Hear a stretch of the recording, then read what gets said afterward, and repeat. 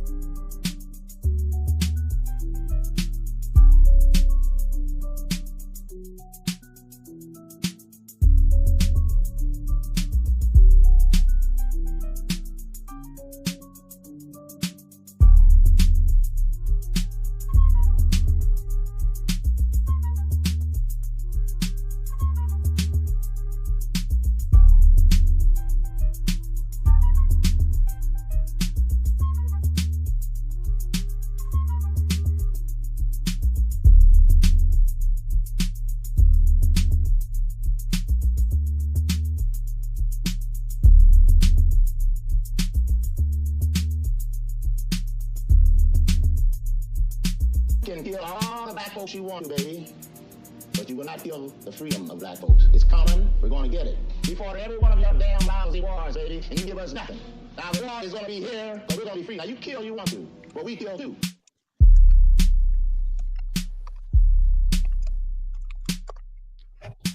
Hey there. Hey, How you doing? I'm great. How are you today? I am good. I'm just gonna let the intro just kind of rock out there because I'm not looping it tonight. I usually let it loop so I have a bed when I'm on by myself, but tonight you are here, so I want people to only hear you. Um, Thanks for anybody that's checking this out live, anybody that's going to check it out on the replay. We are up live on the Friedman Media page, on Facebook, Friedman Media, YouTube, Friedman Media, on Twitter. So anybody that checks us out live, please feel free to get to the YouTube page or get yourself to the position you're in the Friedman Media page and not looking at this from my personal timeline. It's generally where I film from because I want to see comments tonight. Hopefully we can get people in the comments and get some questions being asked. got some people already checking. That must be from your range too. So we got some people already looking. But we want to make sure that everybody can get into the chat tonight, because I anticipate they're going to have some questions. But everybody knows me. I'm Shannon, and this is Freedman Media. Tonight, I've got a guest on here that I've actually learned a lot about on TikTok. And everybody knows that I don't do TikTok very well. I do it, but I don't do it very well. I don't know if that has anything to do with my age demographic or what, but I saw a lot of videos and I heard a lot of things that I liked about Miss Amber. I wanted to get her on before the election because I want to give her whatever push I can. And anybody that does not know about her, I want them to know about her tonight. So I'm going to be pulling back tonight. I've got some things I want to ask her, and then I literally want her to cook and really dominate this conversation, because I think if she does do that, people can get to know her from my standpoint and where I've been. So my biggest thing right now is just to introduce Miss Amber Fellows, who is running for Ypsilanti mayor in 2022 on a nonpartisan ticket. That's correct, right? Yes. Okay. So, and for some, nonpartisan, people don't understand because they have Democrats, they have Republicans. Please explain to people why you're nonpartisan and why you don't lean left or right, please, just from the outset. But how you doing? I'm doing great, and I'm really happy to be here. Thanks for having me, Shannon. This is really exciting. I think this is going to be the first conversation that maybe is with a degree of openness that hasn't been with other channels. So I'm really excited for that. Okay. Yeah. Let's rock. So nonpartisan, why nonpartisan? Why not call out Democrat? Because what I did notice, and I just want to let you know, I'm trying to stay up on some things. I should have had this as very unprofessional, but I have a Washtenaw County Democratic Party guide, and I didn't see your name in it. And it looks like that's something for the bought and paid for politicians. You didn't say that. I said that. Views of Freedman Media are not necessarily the views of Amber Fellows. So please let everybody know that. I don't want to have anybody be offended on my behalf. But I didn't see your name. So please explain why and what running on a nonpartisan ticket means right now for you. Yeah, absolutely. So I've been a resident of Ypsilanti for 20 years, and in that time, it's a small community in many ways. It's about 20,000 people, and so yeah, we get to know our political leaders pretty well, at least on the surface level. So I think I was operating under the same assumptions maybe a lot of people were, that our local leadership was operating in good faith and doing things to help us.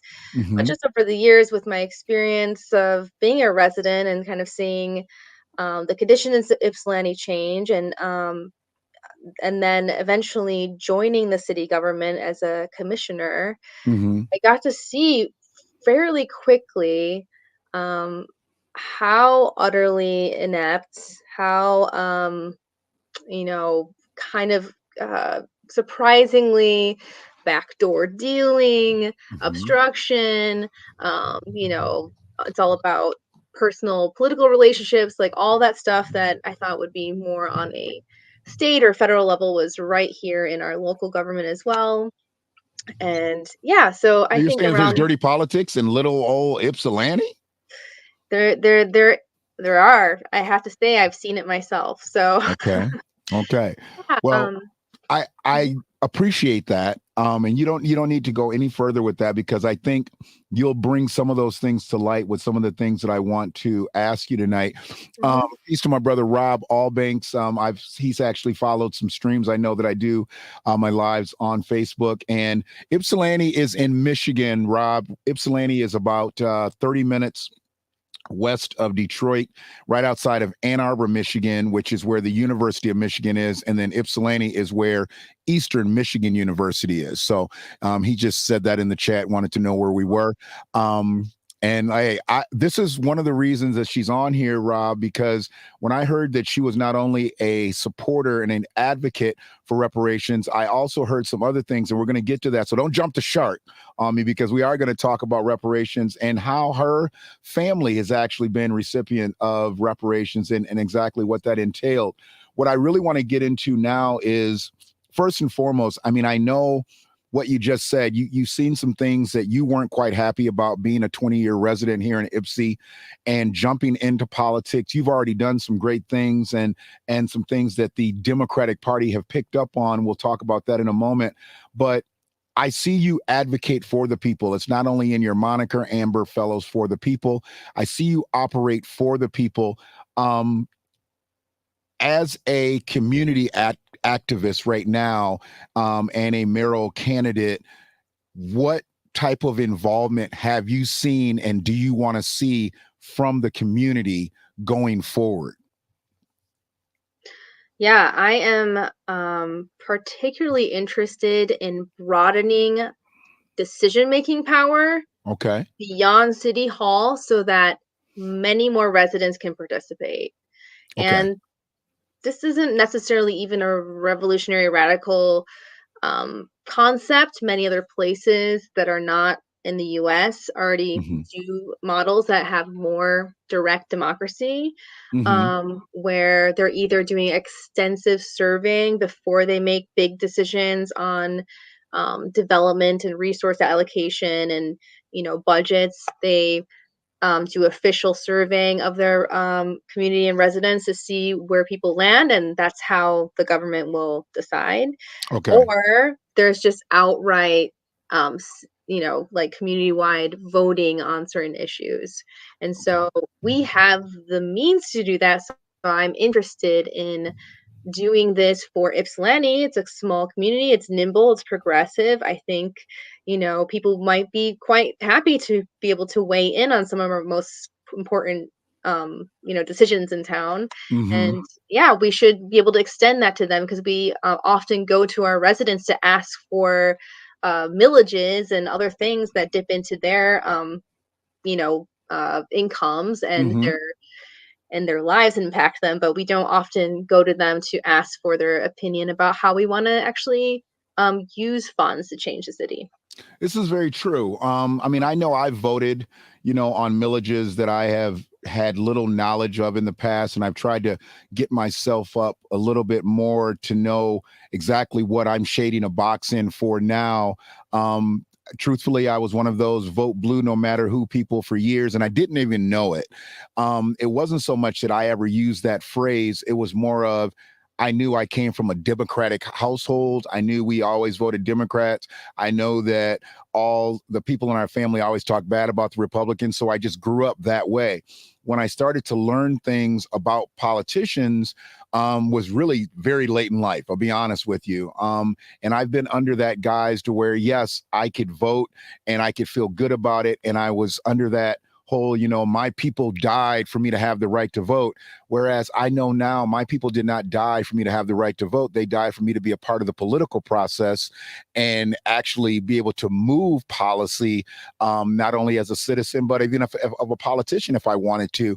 And we really haven't had that on our side. And as a first-gen Japanese American, you obviously know about discrimination yourself, and we're going to get more into those things. Now, with Ypsi in particular, I've seen a lot of changing of the guard over the years, and I don't profess to know a great deal about Ypsilanti. So you probably know more as a 20-year resident. I've dipped in and out of the town as a resident, but I was born and raised in Ann Arbor, and I could definitely speak more fluidly on Ann Arbor situations. But for Ypsi, it's always been, to me, a working town, a town of the people, and I know that they wanted to be much more, but truly Ypsi survived on its citizens. And then when it started to get outside of that, where even right now, I'm not real comfortable. And you're talking about somebody who is not only a cannabis advocate, but I've been in the cannabis industry, the culinary side for years. I don't like what's happening with the city of Ypsilanti right now. With, it seems like every other week there is a provisioning center popping up, on the corner. But, how can you open up all of these dispensaries, but then we have schools that are closing, or we have substandard schools, or we have people on the street, or we could go on and on. I see you already trying to change a lot of that, because there was a policy that you actually wrote. Please let people know about the repeal that you wrote about, because it's very important to us right now, about rent control, because people are getting put out on the street on a daily because a lot of stuff was being done behind the scenes during, like I say, Corvid, so we don't get hit with the algorithm, but and they lost a lot of their protections. People didn't have protections really before, but it really wasn't brought out until Corvid hit. But please talk about the repeal that you wrote about the rent control. Yeah, absolutely. So I was asked by another community activist who's a part of the Michigan Democratic Party to sit in on one of their resolution meetings that would be forwarded to their party platform. And so I wrote up 2 resolutions, both passed. One was for the state level, and that was to repeal the statewide rent control ban. There's a preemption law that bars any municipality from creating their own rent regulation. Okay. And that policy was made in the 1930s. It still stands. And the reason why I wrote that is because our community in Ypsilanti is 70% renter households. It's the most in the state. And overwhelmingly, it is dominated by 2 to 3 landlord monopolies. Okay. And so, our municipality can't regulate rent, but guess what? Those landlord monopolies regulate rent. They're the and they communicate with each other. Yeah, they're the de facto rent regulators. They price fix what the rents are, and they can steadily increase this and plan it all out. And that isn't being challenged at all. And I do believe that any city official in Ypsilanti should be advocating on the state level for the repeal of that law. If they're not doing it, they're not serving the community of the residents of Ypsilanti. So when you say that, because I truly hadn't heard about the repeal or even any type of action on any politician working on rent control, because I knew this was going to happen to some degree, because people got so outside of themselves during that time, of where I look at it now, of I try to tell people it wasn't free money. And I knew people were applying for unemployment. They were applying for things that they really shouldn't, because it was going to come back to bite them. And frankly, it's already starting to do that with a lot of people. Now, understanding at that time, the rents were protected. Were they protected for most of the people that rent in Ypsi, or was because of these landlords who have these monopolies, were there loopholes that they were able to keep their tenants out of? Because I haven't heard about a lot of evictions, but I've heard about a few, and it's probably from some of these people who own a lot of rental properties and apartment buildings around Ypsilanti. Like, what was going on during that time? Were most of the renters protected, or were not many of them or any of them protected because of the landlord monopoly?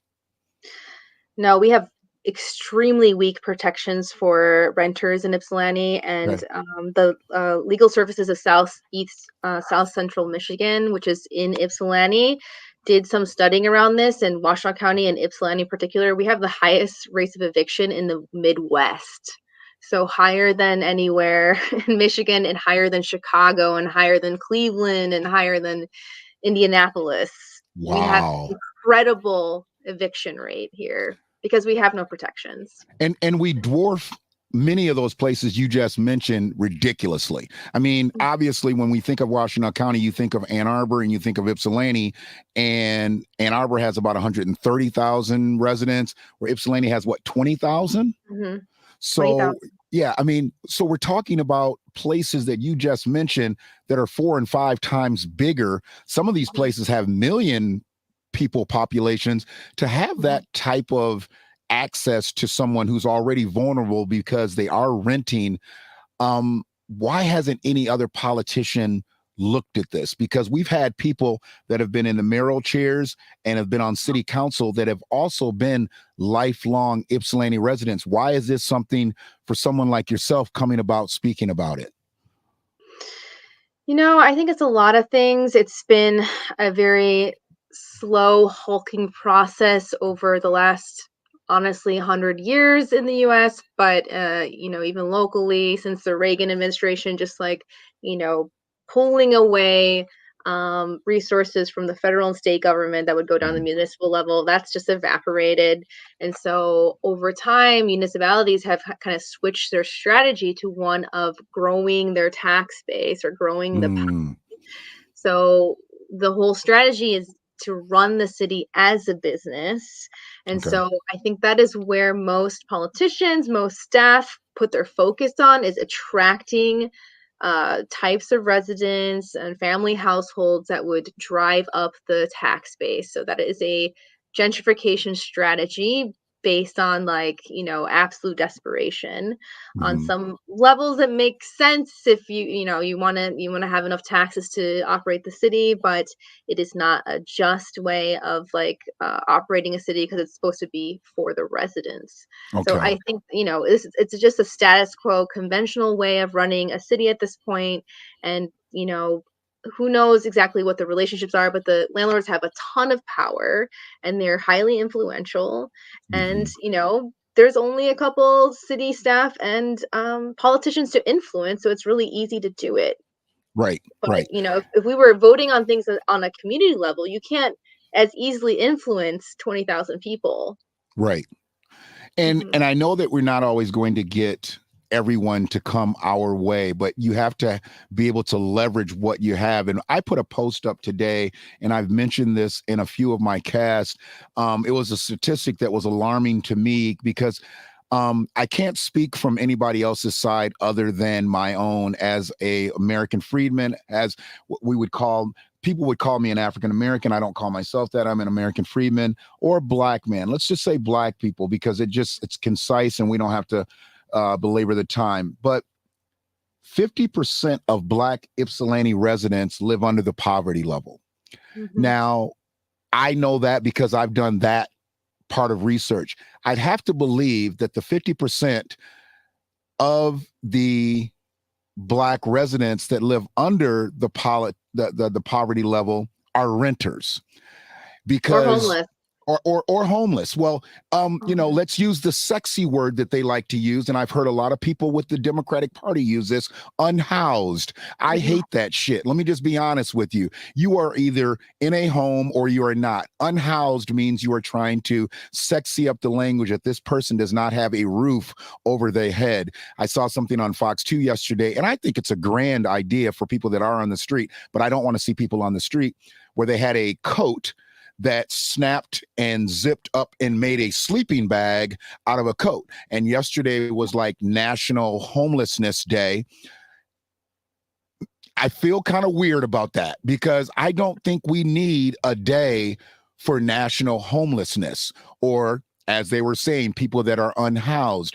I think we need to take that day instead of passing out convertible coats to sleeping bags to figure out how do we get these people off the street, because the very people that you talked about at the beginning, they have plenty of vacant houses that they could Mhm. put people in, Mhm. and I'm sure there's some money that could subsidize some of those people because either they own those homes free and clear or they're paying a mortgage on it. Well, if they've got that much influence with politicians, why don't they lobby with those politicians and say, hey, I got a 10-bedroom house over here just off of Eastern Michigan's campus. I can put so many people in it. Let the city or state or county, township, whatever, whoever's going to give me the money, let me give me the money. It's better to have a full edifice with water running, electricity going through it, or you have something that's compromised and you end up with squatters or just break-ins, Mhm. or you see a lot of vacant homes. There's a lot of assaults and things like that. When people know a house is empty, a lot of things tend to happen in those places. So why don't the politicians work with these particular landlords Mhm. and say, hey, why don't you work with us and get these people off the street? It hurts me to drive by the bus depot downtown and seeing people laying on the street. I mean, I know damn well there ain't no bus coming at midnight. Mm-hmm. This is a person that's going to be there all night long. And we're about to go into our cold season, so that won't even be an area where they will be. But to have to seek out shelter in a town that's only 20,000 residents. Right. I mean, 20,000 residents, it's really, I mean, Ann Arbor's got its own problems, of course, but 20,000 people, we've got a considerable amount of homeless people, and we've got way too many people, because I know if half of Black Ypsi is living under the poverty level, what's the percentage of non-Black people living under the poverty level? Because it ain't just us. Right. It ain't just us in It's Ypsi not. that are poor. There's a lot of non-Blacks that are poor as well. So, I mean, what's really being done for these folks out here? I'm sad to say I don't think there's a lot of political will to be helping people experiencing houselessness, homelessness. It's just hasn't been apparent to me, and I've been advocating for particular um, housing policies and the housing solutions for years now. And it is only recently that the city government is kind of talking about affordable housing in a more realistic way, where they Sure. understand that this is something we do need. There is still some city officials that don't believe that and are speaking out against that. There's some people even running this cycle that are speaking out against affordable housing. So I don't know. It's been a slow shift over time where we do have, you know, some basic acknowledgement that there's an issue, but there's no will to actually challenge the power structure in place. There Okay. is a lot of these kind of remedial, kind of trying to um, finagle like little policies here and there. And some of the ones that my opponent, Nicole Brown, mentioned are actually, I would call not extremely helpful, maybe even harmful, maybe even contributing to gentrification in Ypsilanti. So, I do feel like it's been a conversation that has been largely ignored until more recently, and maybe just kind of more used as a political talking point for her platforms of politicians right now for this election cycle, but that there isn't enough evidence to a lot of us that they're actually going to do anything about it. Right. And Mhm. it's seems like everybody has done the get along to go along thing for so long. When you find somebody who's going against the grain, they can almost render you as crazy.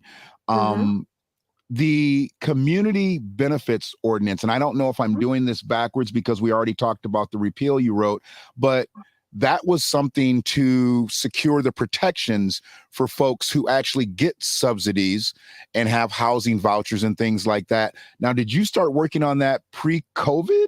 I'm sorry, Corvid. Did you start working on that pre-COVID, or was that something that you worked on to help people out because you saw what was going on during the pandemic? So this is and yeah, I want to clarify that the community benefits ordinance has more to do with involving like more democratic practices and involving more community into development decision making. It Okay. was brought by our current mayor, Lois Allen Richardson. She Hmm. had attended some workshops in Detroit because they were starting to put together a community benefits ordinance, and she brought that to Ypsilanti, Hmm. when we were talking about rising rents, gentrification, housing costs, all that. And we had a couple town halls with Lois Allen Richardson at the time, and also with other groups. And then we formed a coalition group called Rising for Economic Democracy in Ypsilanti. And Okay. that name is inspired by Cooperation Jackson in Jackson, Mississippi, who Okay. is a group that is concerned about economic democracy and building up dual power systems outside of the government to help Black residents build up economic power. So that is where that was inspired. And then this group wrote the language that eventually became our community benefits ordinance, which is used to bring in people from Ypsilanti residents that are not city officials to negotiate with developers that are asking for some sort of public land or public subsidy Hmm. to build. Okay. So, and I've been hard on Sister Lois. I'll be honest with you, because one of the things that I don't like to see people do is to get into spaces, not that they're not qualified for, but maybe that they're just a little overwhelmed at. And I felt like her taking over after the exit of Beth Bashir, I just felt like she needed a little bit more help. And I almost feel like they set her up to fail. But since she was in the seat and since she had been on city council for so long, I also felt like there was a sense of responsibility that she had to the city to go, I mean, and excuse the term, but balls in. I mean, she should have been the first, because she's such a long time resident of Ypsilanti and she's known throughout the community. If anybody was going to have the leverage with pretty much every demographic, because if she should have had the elders, then you're talking about the middle age, and those elders and those middle age should be enough influence on the young people, because that's all the mamas and the grandmamas and the grandfathers and the daddies of the youngers. For some reason, it just never clicked. And I don't get into those circles like that.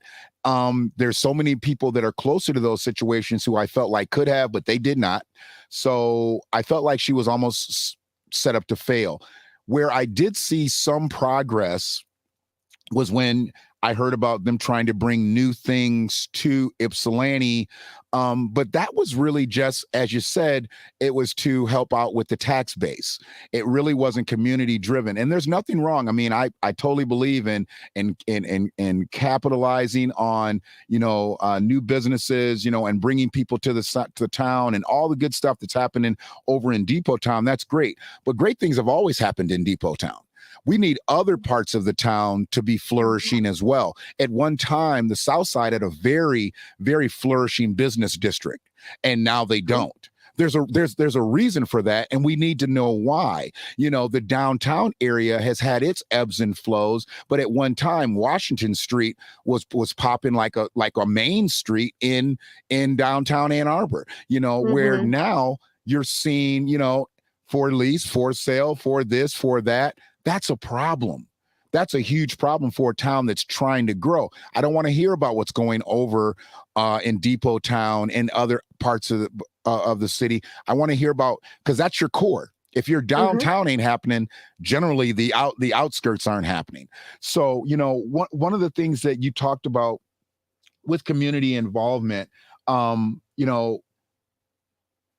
they are unheard, because I don't know if anybody knows exactly how to speak. One of the things that seems like you do, you go for the people who are unheard, and you're willing to not only help them with their voice, but you got to have, a certain attitude when you're going about this. You can't be in any way hesitant. And that's what I loved about watching the videos and watching you in other political spaces. You are unapologetic in your movements. And we might as well kind of jump to it right now, because one of the things that really intrigued me about you was that you were for and you were advocating for reparations. I think that as Black Americans, we can't just work hard and get ahead, because we have been systemically damaged for so many years. And we're not talking about a decade. We're not talking about a century. We're talking about hundreds of years, and I just started reading this book called The Color of Law. I don't know if you've read it or not, but it is a ridiculous book. And I go through Audible, and I've been listening to it, and I'd be much further along, but I've literally had to go back and listen to things over and over, because I'm baffled of how things have happened. And I came across some things that even happened right here in Detroit earlier, and I put them on my cast. The detrimental governmental practices that you've seen in Ypsi, we've obviously had in Ypsi and Ann Arbor, statewide, national. For you to come in, how are you getting people who have been in the game longer than you to listen to you? Because when I look at you, you're probably half my age or maybe a little bit old, I don't know. But how do you get the elders to listen to you and your ideas, or and not be just cast off as some young whippersnapper that got a lot of bright ideas and whatever? How are you really getting through to people?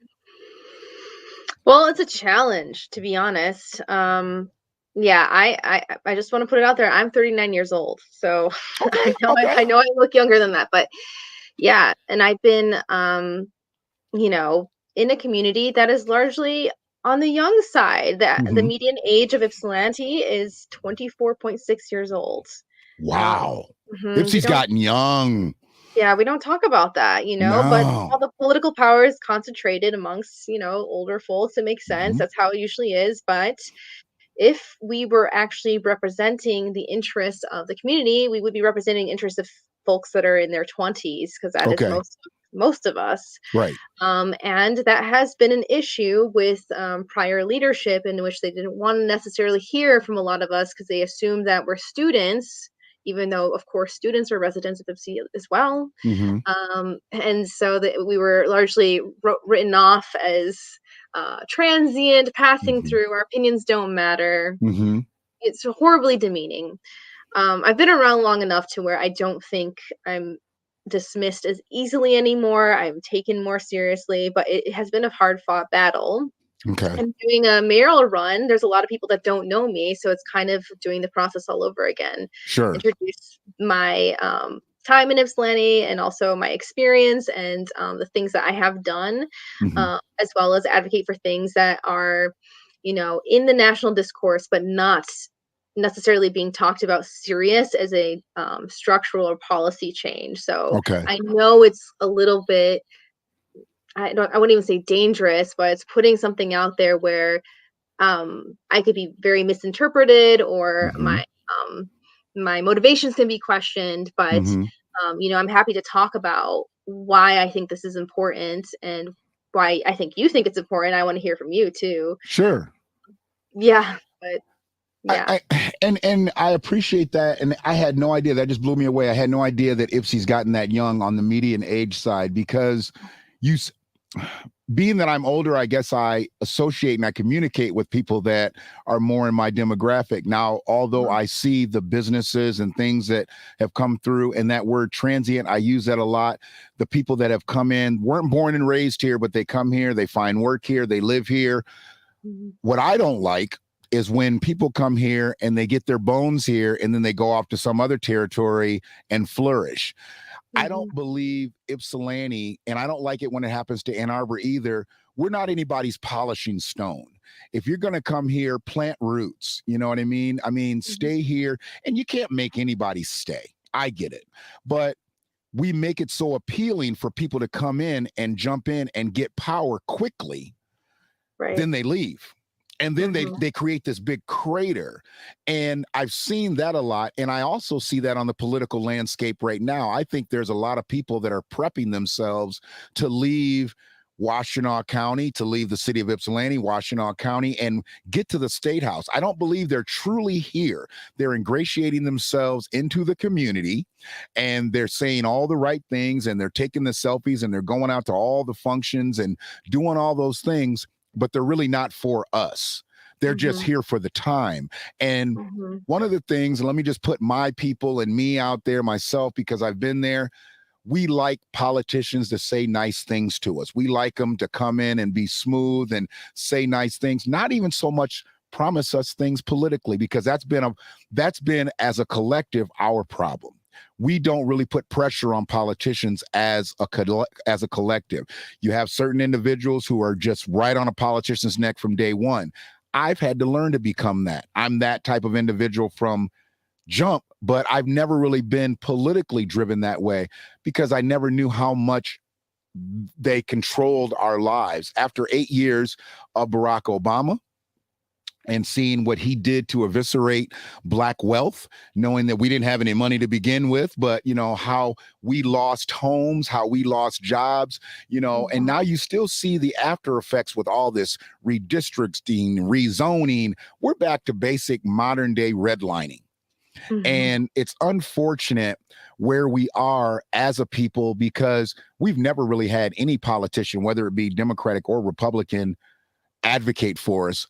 But that's mainly because as a collective, we don't put pressure on politicians. Now, you seem like one of those people as a would-be politician, because you've been more on the activist side. As a would-be politician, I think you would welcome that pressure because you want the community involvement. What is it going to take to pull that median age group out on November 8th to vote for Amber Fellows? Because I already know that there's some people that kind of got a inside track that may be on city council, or that may be, they have their heels dug into the city of Ypsilanti. How does Amber Fellows get to that core young voter? Because I believe in the youth, even though I'm an old dude, I believe in the youth. How do you get them to the polls? What are you going to say to energize folks to come out on the 8th? Yeah, I think this is the challenge ahead of me is running as a nonpartisan candidate in particular, and Mm-hmm. also not running on an inside track. So the path is a little bit unknown for how Okay. to do this, but one thing I know is that, our current leadership has been elected by a very small minority of Mm-hmm. very politically connected folks, more privilege, have more money, and that is Mm-hmm. the basically status quo that we've been operating off of in Ipsy. And Mm-hmm. so our strategy has been to try to reach out to create a new electorate of some Okay. kind, Okay. where we're trying to broaden and bring more people into the process. And that includes, getting folks that live in Ypsilanti that are not necessarily registered to vote here to register to vote. So Mm-hmm. we've been doing, a couple of events to do a voter registration drive specifically for folks that already live here, and to convince young people in Ypsilanti and people of every age that, if you live in this community, the decisions that are made in Ypsilanti and the government impact you first most. So, Right. participate. And I know that has been something for me, to get people to look at a new way. It's tough. I get it. I totally get it. And then you get people that are frustrated, but at 24 to 30, you're not tired yet. You're nowhere near tired. There's people that are way older than you. So you have to be some of the the front running people, and you'd be the type of person to pull those individuals out. When we speak about the community, and you speak about, we know about the gentrification throughout the city, and everybody always likes to just go with the South Side. But I remember in other neighborhoods that were densely populated with working Black families, and we're not talking just, plant workers. We're talking about people that were, educators and professors. I mean, that area that's right over there, just north of Michigan, off of Summit, and those big homes over there. I mean, I had a couple Woods of friends that Drive. lived. Yes, I had a couple of friends that lived over there, and they looked just like me. I didn't even know what their parents did, to be honest with you. But I remember one of the families that I knew, father was on city council back in the day, and he was a ridiculous politician, I guess, but he was also a businessman. He was a businessman. People tend to respect someone that wears the suit, I guess, that this, that, and the other. But what happens when he passes it on? Because that's not something you generally pass on to your kids. If your kids don't want to be in politics, it stops right there with you. So, how do you pass that torch on? Now, I know you advocate a lot for the LGBT. Now, I say this full word, I'm going to say LGBTQIA tonight, but I generally say LGBTQIAP. I use all the letters that are used. Some people are offended by that, but I'm like, hey, the letters are real. The letters are real, and they all mean something. But you advocate for the LGBTQIA just as much as you have advocated for reparations. Now, we know Ypsilanti has a large LGBTQIA community. Mm-hmm. Does Ypsilanti have a large LGBTQIA voting base? I don't need residents. I need voters in Ypsilanti. Absolutely. Yes. I think that, Ipsy is well known for being progressive city, that has definitely been like championing of residents that are part of the LGBTQIA community for a long time now. I mean, that's part of the reason why I felt at home and comfortable in Ypsilanti. I come from a working class background. Mm-hmm. I'm also a part of the queer and trans community, and Ypsilanti definitely felt like a more welcoming place to me than necessarily Ann Arbor. Okay. So yeah, I think it's definitely drawn a lot of people, and the community here, there's definitely a lot of folks that are active in politics and also in part of the electorate. There's also folks that are not part of the electorate because they are more marginalized. So Okay. among there's folks at the intersection of queer and trans issues and reparations because there's Black queer residents. Hmm. So you know those issues that are impacting folks on these particular intersections are not maybe getting as much political airtime because they're not being sought out for their participation, and they're not necessarily able to engage with our primary partisan election system. Right. Right. So, yeah, just like immediately marginalized. And so it would be great if we were talking about, these issues that affect the community, if we're talking about everyone, Hmm. everyone that is a part of the community. So I definitely see these things as quite intersecting issues in a variety of ways, and that as a working class town, that we want to do. I think you said it really well, like collective uplift. Then we need Hmm. to bring everyone up, not And just the folks that have the most access to political power or connections. see, with me, I'm going to try to word this, because I'm trying not to get too excited about when I talk about reparations. I always get excited. It's an excitable subject for me because um, politics is not about emotion; it's about execution. And reparations at this point has been totally political. Um, but for repair of a people, there is strategy that has to come into play. And one of the things that I have found, because I want to hang here dealing with LGBTQIA issues. When I hear a person that says that they are LGBTQIA, and let's say they are a Black man, a Black woman, when I hear that they say that they are an LGBTQIA man or woman, some people get lost in the sauce and they put their sexuality before their ethnicity. And when you're walking down the street, a person's going to see you for what you are. And most people, when I walk down the street, they're going to see me as a Black man. They have no idea who I'm horizontal with at night. Okay. There are people, we know, there are people that you might be able to have a hankering that he might be gay or she might be gay, but you can't take that chance. As a Black man or woman, if you are not putting that out there first, and this is where I say, this is why I think some people get lost in the sauce. I've seen people that are part of the LGBTQIA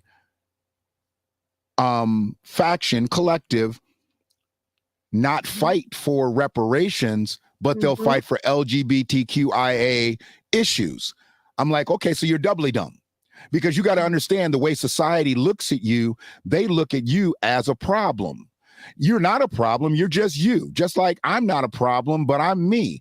So when you just say, I'm not going to fight for this, but I'm going to fight for that, well, what are you actually being dogged for in society? You're being dogged based on being a Black man, based on being a Black woman. It takes a little doing for somebody to figure out your sexuality. So once they figure that out, if that's just a closed-minded individual and they're going to be, now you've got a double negative, but you're not advocating for who you are. You're not advocating for what you are. You're going to advocate this way. And I've seen that a lot. And I have a problem with people because they don't see the big picture. The people that I've had that have come in contact with that have no problem with saying, hey, yes, I am a gay man, I am a gay woman, and they put that out there first. That's one of those things, like, I don't know, because I'm a little older, and I know that you say you're 39, you still don't look it, but I got it. Back in the day, when we called it capping, we called it scolding, and we were just talking about people, the dozens or whatever. You always kind of took away what that person was going to try to use as their insult on you. I've always been a big guy. So I always kind of took the whole fat joke thing away from people so they couldn't say things about me being fat. Because if you can't use that as a weapon, now what are you going to do? Now you got to go on something else. Just like I believe that people that are gay, they don't have to use that. You don't have to put it across your chest. At some point, somebody's going to figure out who you are. But if you're not advocating for you yourself being an American freedman, if you are that, or whatever ethnicity you are, but you're going to put your sexuality in front of that, I think there's a problem. You're going to get lost, because now they can negate you twice, where they say killing two birds with one stone. That's really what they can do. And the LGBTQIA community is very large in Washtenaw County. We know they're very progressive in Ypsilanti. We had a gay mayor. And at that time, when Beth was a mayor, it was near the end of the time that I had actually worked for this marketing company. And one of the things that I saw with Ipsy, because I don't like to use the little brother term, but they were really kind of modeling Ipsy after a lot of things that were happening in Ann Arbor. And Ipsy was getting kind of some of the overflow. I would have to deal with like the chamber in Ann Arbor and things like that. And when I went in there, I was seeing these activities and I'm like, oh, okay, I didn't know that's happening. Oh, no, that's not happening here. That's happening in Ipsy. And the way they had Ipsy set up, it almost looked like a mini Ann Arbor. I saw a lot of that slow up when the changing of the guard came. I don't want to say that Ann Arbor stopped messing with Ipsy when Beth left, but Ann Arbor stopped messing with Ipsy when Beth left. There was a lot of change and a lot of slowing up of things, because I think a lot of that communication left. I'm not saying that, because Ann Arbor's leadership, he's not, Christopher Taylor is not gay, but there's access there, and there's people on council, there's people in the administration that were communicating. And for some reason, it doesn't seem as if Ann Arbor and Ypsilanti are communicating that way. With that being said, let's just stay within our spot. Does the city and the township have a good relationship right now in Ypsilanti? Or do you think, or no? I want to answer that question. I also just want to, because you covered a lot. Yes. I just want to mention that I do see this as interlocking systems of oppression. Okay. So, yes, I think you're right that basically these issues are kind of pit against each other, even though for some people they are completely, at the crossroads of these systems and are being oppressed double time. So it is such a hard fraught subject matter, I think, is in Ypsilanti and beyond. But it is just it's a hard thing that we're going to have to move through, but kind of understanding things in single issues has made it so we've been easily divided. And so I am here and interested in talking about the reality I see. And the reality I see is that there's a lot of folks that are within the queer and trans community that might have some more privilege in as far as being their proximity to whiteness or proximity to wealth. And so they can gain some sort of political power, and maybe they don't think about their brothers and sisters that are Black residents that are queer and trans, and they're not thinking about that. I do see that. And I think that's a problem. And that's why I'm here to talk about the reality that I see, which is that there is a deep segregation on multiple levels that has to be changed and repaired for. So we can't really talk about one set of issues, like queer and trans issues, without talking about the issues that are impacting residents of Ypsilanti, that are, descendants of slaves, and also just Black Americans that live here, immigrants, everyone. So it all has to be discussed. And I think there has been a lack of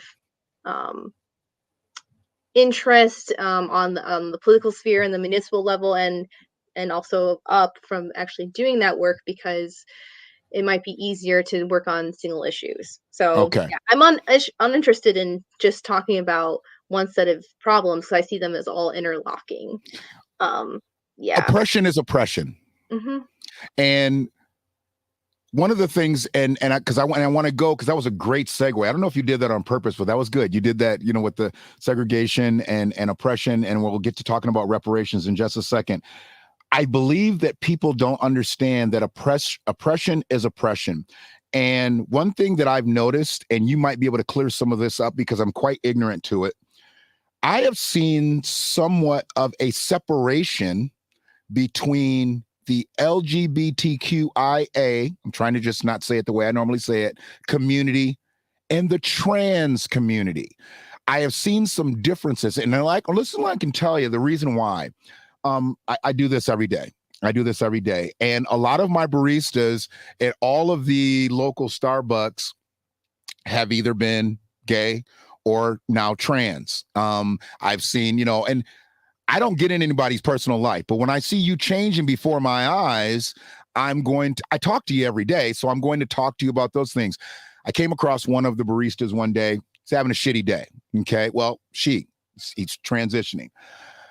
And I was like, what's up, Lil? And, his new name is Lily. I was like, what's up, Lil? And, somebody had got on him about some shit. I think he catches more shit. Well, she catches more shit because of her trans lifestyle.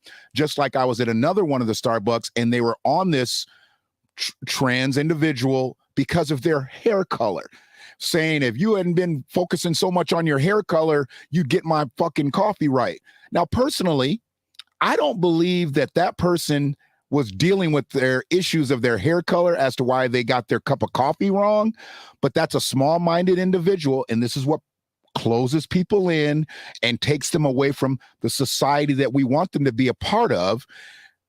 Why they develop their own little communities and they feel like we can't come out and talk to people.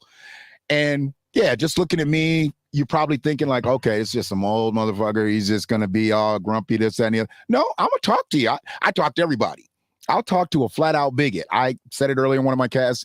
I was like, you know what? I want my racism right here. I need it right in my face because I don't need you to be racist behind my back. I don't need you to be a bigot. I need it right in my face so I know how to communicate with you. Just like with trans lifestyle, gay lifestyle. If that's what you are, put it out there. But I'm gonna talk to you as a human. I'm not gonna talk to you as a gay individual. I'm not gonna talk to you as a trans individual. I'm gonna talk to you as a human. I think a lot of these people now have started to fractionalize themselves into their own communities. And for you, because you are a very open person and you relate with so many different factions of people, if anybody can kind of pull this together and galvanize the different communities and what we talk about, the unheard, the voiceless community, it would be someone like yourself. How do we pull that type of mentality out? Like we need them. I mean, it's the 11th, so we need them. It's 27 days away. Mm-hmm. How do we pull them out to let people know, hey, voting for Amber, your issues are going to be heard. Your situations are going to be heard, because we're going to go to reparations in a minute, but I also, before we get out of here, we're going to talk about the service industry, because I don't know if you noticed that the service industry in Washtenaw County is a lot of gay and trans workers.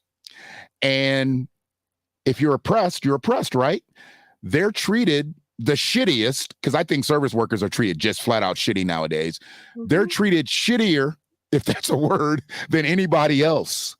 And I've dealt with some situations with wage theft and people being worked. I mean, I have to call them indentured servants because they did receive some compensation, but there's some slave-like mentalities out here in Washtenaw County. But before we jump off into that, because that's a whole different body of water, as a first-gen Japanese American, your family was on the receiving end of restorative justice from the Japanese government, is it? Okay, this does not come through the United States. Please explain how and why reparations was owed to your family for those who just don't know Amber Fellows and don't know your story. And then we want to kind of jump off into the advocacy of reparations and why it's needed for the 50% plus impoverished Blacks and things like that. We'll jump off into that, but please tell everybody exactly what your family went through. Absolutely. And just quickly, solidarity with the queer and trans service workers. I think that's an astute observation. Solidarity with the Black and brown workers in the back of house of all the restaurants. Solidarity with the immigrants that are working back of house, So yes, the part of the reason why I am particularly interested in reparations as a model of restoring, repairing, healing is because of a personal connection to it. Okay. So, I want to be as careful as I can. So I'm just going to say a very close elder in my family Hmm. um, received reparations in 2020 from the government of Japan Okay. due to state violence that happened to this person's family member. Okay. So, the reason why this was so impactful for me is because my close elder was holding on to a family secret Mm. their entire life, 80 Okay. years, 89 years actually. Yes. Uh, Okay. to the point, they had not shared this information with their close family, with their spouse that had passed away, no one. Okay. And the reason is because this particular state violence is so stigmatizing. It's considered a family curse. And Can you so, explain what state violence is? Just, sure, for sure. the ignorant like myself. Yeah, absolutely. So, yeah, in wartime Japan in World War II, there were a lot of people impacted by leprosy, Okay. and it was just a few years before there was a cure, which is it's a bacterial disease, and there Hmm. was a cure for it. But this was a few years before that, and the way that the government dealt with folks that had leprosy was to basically seize them and put them into colonies, do forced sterilization, and family separation. So that was a common practice at the time. And then it was found that some years later there was a cure, but decades beyond that, it still, remained because of the deep stigmatization, because of the way the government handled it. People do not want to be associated with leprosy. Okay. Uh, so yeah, but this was pretty impactful for me to find out because I was coming into my own understanding of generational trauma and some things Hmm. that I have experienced Hmm. through my family because of atrocities that happened in wartime Japan because of this. And I would have never learned of this family history were it not repaired for by the government. Mm. I do think that some of it is just symbolic gesture, right? Right. Um, just the acknowledgement that the government had done something wrong, that it was on them. It wasn't on the family member that had leprosy. Okay. Gave that elder in my family language, the words to be able to share what had happened to them. And that is why I know that is a part of my family history. And that is why I know how that harm traced through the generations into my life, because it Hmm. had. So I do think it gave that elder some level of agency just to speak about the harms that had happened. So, And I mean, you say 80 plus years. So you're mhm. 8 decades, almost 9 decades, almost a century having this to hold on to. I mean, it's ridiculous. I mean, it's not even, how do you carry around that? That's enough to actually kill people. We know that that type of stress will kill somebody now. Um, this being your particular kinfolk, how many, or is there a way to gauge how many people were affected and how many people during that time or to this date like were affected with this and received some type of restorative justice from the government? Are those numbers Um, available? I'm sure they're available somewhere. I don't know exactly. It was in 2020, so it's not that long ago. It's something Sure. I should look into more. I'm still kind of processing it as my own personal connection and experience to it, but Hmm. it did reveal to me, just on a personal level, how powerful it is. It's not. It's never going to make up for what happened, but Right. it's powerful enough to give someone words to say, "This thing happened to me and it was wrong." Hmm. And now I know a part of my history, so it's very important for Right. me. And it's a great segue to talk about reparations for descendants of American chattel slaves.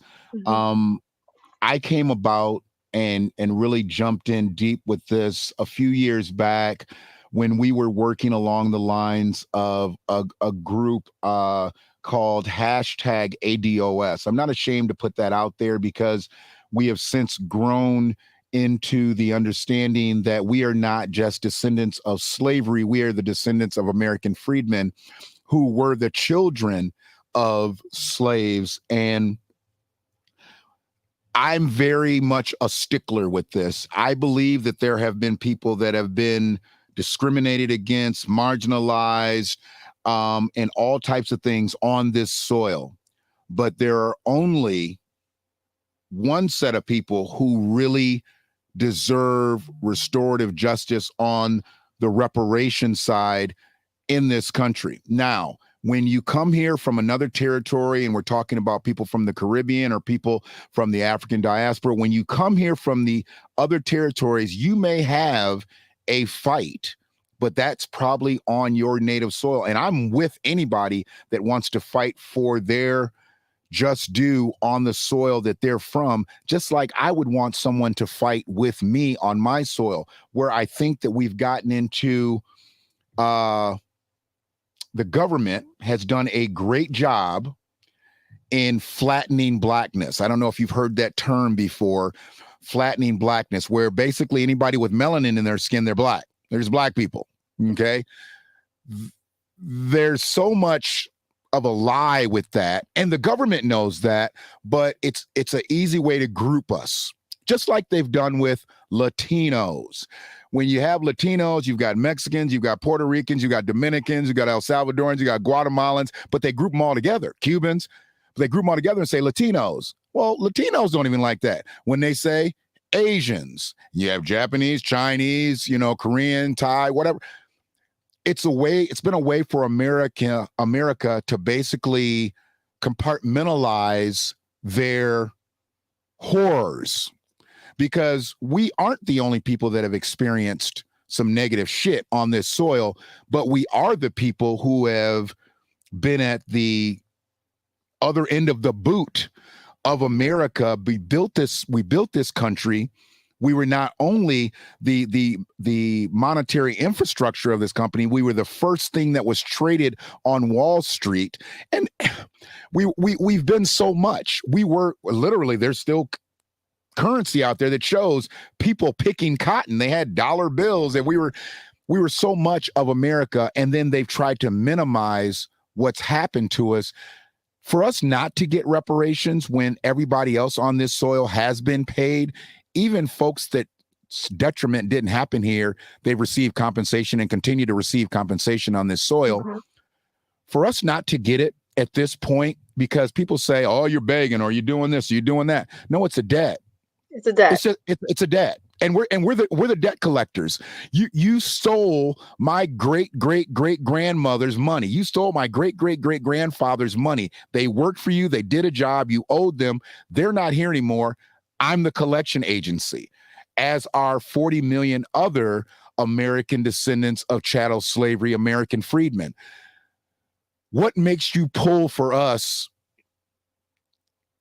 in that case? Because I know why you are, but is it because you know that this country is maybe never going to get right until it settles that debt? Or what drives you with that? Because I haven't seen your videos.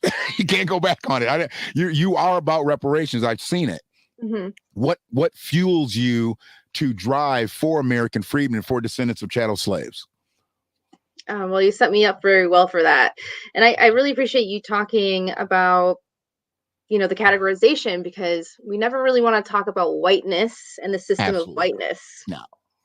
Right? So we Absolutely. talk about, there's been a reduction in Black residents in Ypsilanti, but we don't talk about maybe the increase of white residents in Ypsilanti, right. So it is a really powerful way to kind of distract from whiteness and white supremacy and that very system that's continued on for, millennia now. Right. So, yeah, I personally believe it's the just and right thing too, but I've talked about it a little bit before in the other videos and in the forums. But I also um, personally, but I've also have done, my own reading and talking to folks that have experienced this. Like, I Mm-hmm. don't know if we can actually truly see, um, you know, Black Ypsi residents and beyond, Black Americans, descendants of slaves, be able to fully participate in the political process and the economic process without that debt being paid back Right. and paid back, in full and paid back beyond just cash checks, but in Black power institutions, Black industry. Like, there's no way to reasonably believe that people can actually have the political autonomy to have agency to make the decisions that would actually help their lives if they don't have equal footing in any Right. sense of the word. Right. So, yeah. I mean, I was always told to work hard. I was always told, keep your nose clean, work hard, don't do this, don't do that. I did that for a long time. And I've made good money. I've made good money at some things that I've done. And then I've had some businesses that have flopped. But one of the things that I've been talking about, I guess, I don't know, maybe I'm just getting that old, Amber. I have learned that the only reason that I am not in a better position financially today is because I've been undercapitalized. And it's not because I haven't had the money at my disposal. I haven't had the capital lanes. So it's one thing to have capital gains. It's one thing to have the capital. Yes, you got to have the levers. Your mother can give you money. Your father can give you money. Your grandmother can give you money. But if I can't walk into that bank, if I can't walk in there with the business plan, just like that person walked in with, and give you my money, you hand me 50, 100,000, 150,000, 200,000, give me a line of credit based on my name, based on my credit, I'm not going anywhere, because that's what this nation is built on. This nation isn't built on people just having a fistful of dollars, starting a business and becoming rich. You've got to have levers. And when you get to a certain level of business, to take it to the next level, you're already doing as much as you can do to get to that level. Now you've got to go get that money from somewhere else. You've got to be able to access wealth. And the only way that you're going to access wealth is through the government, through government agencies, through whatever. They've set the system up that way. I mean, enslavers weren't mad. They weren't mad just because slavery was over. They were mad because their income cycle stopped. They were now going to have to pay people to do what they've been getting done for 246 years for free. That's what they were mad about, because of course they were going to keep their farms. Now you got to pay somebody. But then they figured out that strategic way to do shit with sharecropping. They did all the sharing, we did all the cropping. And that's what it was. And America has built its way up. Why are we still dealing with wage issues? I'd be goddamned if I fight for 15. 15 is just going to make me a little less poor. It ain't going to make me not poor. It's just going to make me a little less poor. And what is the national minimum wage? Is like $9.87 something, because there's still states that are like $7.25. How the fuck can you live off of $7.25 an hour? But people are getting away with it. And that person that has to be put into that situation, you know what they got to do? They got to go get two jobs. They got to go get two 725s. Now, it makes no sense to me for somebody to get two 725s, because you're really not making $14.50. What you're doing is you're working two jobs, and now you're away from your kids. Now you're spending more money because you got to get a babysitter, and you're doing this and you're doing that. And we're just gerbils on a wheel at that point. And you spin yourself into an oblivion. And that's what it's been done over these. This is why I say that America doesn't get repaired unless the debt is paid. And it's not just a check, it's policy and legislation. Like you said, we've got to even the playing surface. We are the most resilient people on the planet, and I'm not saying any other ethnicity doesn't have resilience, but we're the most resilient people because they literally tried to kill us. They tried to kill us off. And what happened when we multiplied and they didn't kill us off? When slavery ended and we started building up our communities and building up neighborhoods, burn them out, run them out, kill them out. Mm-hmm. We got back, built up again. Let's build this interstate system through every single black community. I don't know one white neighborhood that had an interstate system built through. Only profitable black neighborhoods. Now they want to close off 375 down there in Detroit. Fuck that. You kill Black Bottom, you kill Paradise Valley. Just because you put a stopper on 375 now, that's not going to bring black residents back downtown Ann Arbor, downtown Exactly. Detroit. You killed that off, just like you killed off every other black community that was fruitful, because there was a strategy there. If they can't do business for themselves, they've got to come back to us. And when they come back to us, we'll just discriminate and we'll just marginalize and we'll just oppress them. And that's the way this system has worked. I don't like seeing that around my community. I call this my village. I don't like seeing it in Ann Arbor. I don't like seeing it in Ypsilanti. This is a trophy that I want to get rid of. I want to get rid of this trophy, Amber. I'm the youngest black man to ever own a restaurant in Ann Arbor. I don't want that title anymore. It's been 30 years since I had that title, 31 years since I took that title. I want somebody else to have that title. By now, we should have had 10 other young black men and women owning restaurants in the growing city of Ann Arbor. In Ypsilanti, why are there not more black American businesses in Ypsilanti? But you've got other people who come in. I mean, the hottest restaurant right now to open up in Washington County is a Mexican restaurant. Well, we love Mexican food. I get it. But if there's a lot of restaurants that are popping up that are Mexican, that's letting me know there's a lot of Mexican people around. If that's the case, that means they must be capitalized. That means they must be getting some resources, getting some access from somewhere. Well, if they're getting it, why aren't we getting it? But the number one reason that I say that a lot of things don't happen on the local end is because we don't put pressure on the politicians on the local end. That presidential election only happens every 4 years.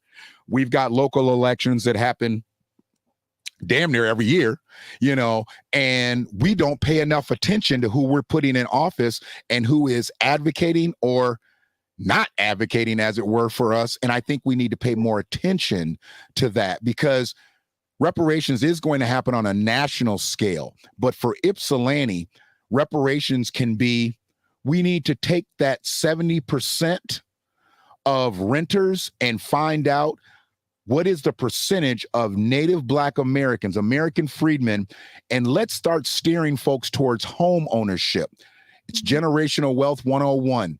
That's how you start to build generational wealth, is with a home, not a car that's paid off, not things that can be taken away. If you got a home, and I'm talking about brick and mortar, no disrespect to anybody that lives in a modular or a manufactured house, but you can't truly pass that down, because that home is still on somebody else's property that you paid lot rent to. You need to have your own land. You need to be able to scoop up a piece of dirt, throw it up in the air and be like, you can't do shit to me. That's mine.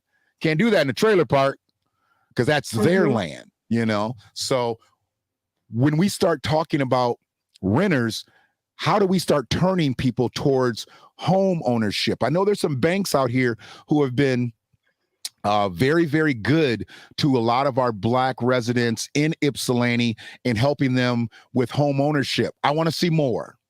I want to see more. And I want to see our politicians going to those banks and to those credit unions and say, hey, we need to be setting up some workshops in Park Ridge and all the other places that they're doing these pull-ups and turn-ups and all this other shit.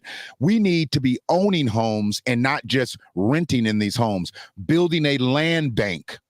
Because I know all the people that own homes in Ypsi, they're not just going to give the homes up, but there's a lot of vacant homes. There's a lot of territories that we can get where people can, you know, because obviously we're not looking for people to that neighborhood that I was talking about. That's not going to be the first time homeowner's home generally. You got to crawl before you walk, they say. But we've got to get people into the townhomes. We got to get people into condos. We got to get people into single family dwellings, but with mortgages, not with a lease. And how can the politicians pull that together? And do you think anybody, let's say on the current administration, any of the county commissioners, even in Ann Arbor, is anybody really looking down that lane to gain more access for Native Black American home ownership? Have you seen it? Your ear is more to the ground than mine. Have you seen it? Have you heard about it? Has anybody talked about it? Or are they just talking about affordable housing on the leasing end? Yeah. So there's a lot there, and I she's think like, he talks a lot, goddammit. He talks a lot. No, this is great. I think this is my opportunity to sneak in some policy thoughts here. So absolutely. yeah, you've talked about vacancies, and it's true. There's vacancies in Ipsy, and there's a lot of property speculation going on where there's outside investors that are looking to Ypsilanti as a place that is, economically depressed, where they can What did you snap call up that? I was sipping at the time. Property what? speculators. Property speculators. Yeah, outside property speculators that come in. Talk to any real estate agent; they'll tell you all about it. Okay. So there's folks that from other states, maybe even other countries, that look to Ypsilanti as a depressed community with a lot of potential for economic investment, and they snap up a bunch of, to them, cheap properties, and then they sit on it for years, or they flip it.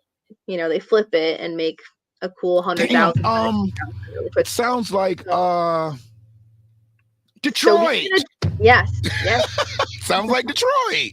Yeah, People did that for years. They sat on houses. Mm-hmm. Yeah. So that happens in Ipsy for real? It happens in Ipsy too. There's a lot of vacancies that, people like to talk about. They go, oh, we have a close to 100% occupancy, but doesn't include the vacancies that we do have. And there are strategies to combat that. Vacancy taxes are something that exists outside of Ypsilanti and other states and cities. But vacancy taxes would disincentivize speculative income property investors from doing this. So I think that's something to explore and to talk about on the community level and vote on it. And then some of the other things that you were talking about is, home ownership. Yeah, I mean, the landlord monopolies have been powerful, and part of the power is that they have the majority of the residential homes under their control. So we also have to work to incentivize income property ownership for renting. And there are a number of ways to do this, of course, like challenging the state level. Rent control ban would be the most powerful. So we do need to do that. Okay. But we can also implement policies. There's something called tenant right of first refusal. That means if a landlord or anybody else was selling a property, the folks that live in the space would have first right to offer, to pay, purchase that residence. Okay. That's another policy that we can use. As far as stabilizing our housing prices and rent prices, there has been some things in the work. Recently, we've had 2 developments that have passed the community benefits process in Ypsilanti. I was a part of one of those processes. I was the chair, and there are for sale condominiums coming to Depot Town that will have half of the units dedicated at affordable purchase prices, and it'll be affordable to people that already live in Ypsilanti. So our median area income in Ypsilanti is about $35,000. Okay. The homes that will be for sale there will be affordable, some of them for folks that make around $33,000. Okay. So, we are trying to start to, shift away from just kind of making it a very pleasant place for income property owners and speculative investors to take up shop, which is what happens in all economically depressed cities, and to try to actually acknowledge that we have to stabilize the lives of the people that actually live here. So, yeah. And there's also a big rental unit coming on Clark Road, and I know that is more rental units, but those rental units will remain the same price at affordable levels in perpetuity. So that's another way we have attempted to rent stabilize and relieve pressure from the bottom up. So one of the things now, I have learned a lot here, and I expected to. I mean, I know I build this as someone that was really speaking about reparations, but I also know that part of that comes with home ownership And to get to that level, we've got to start at a certain pace. And people that are in, let's say, subsidized housing, or have housing vouchers and things like that.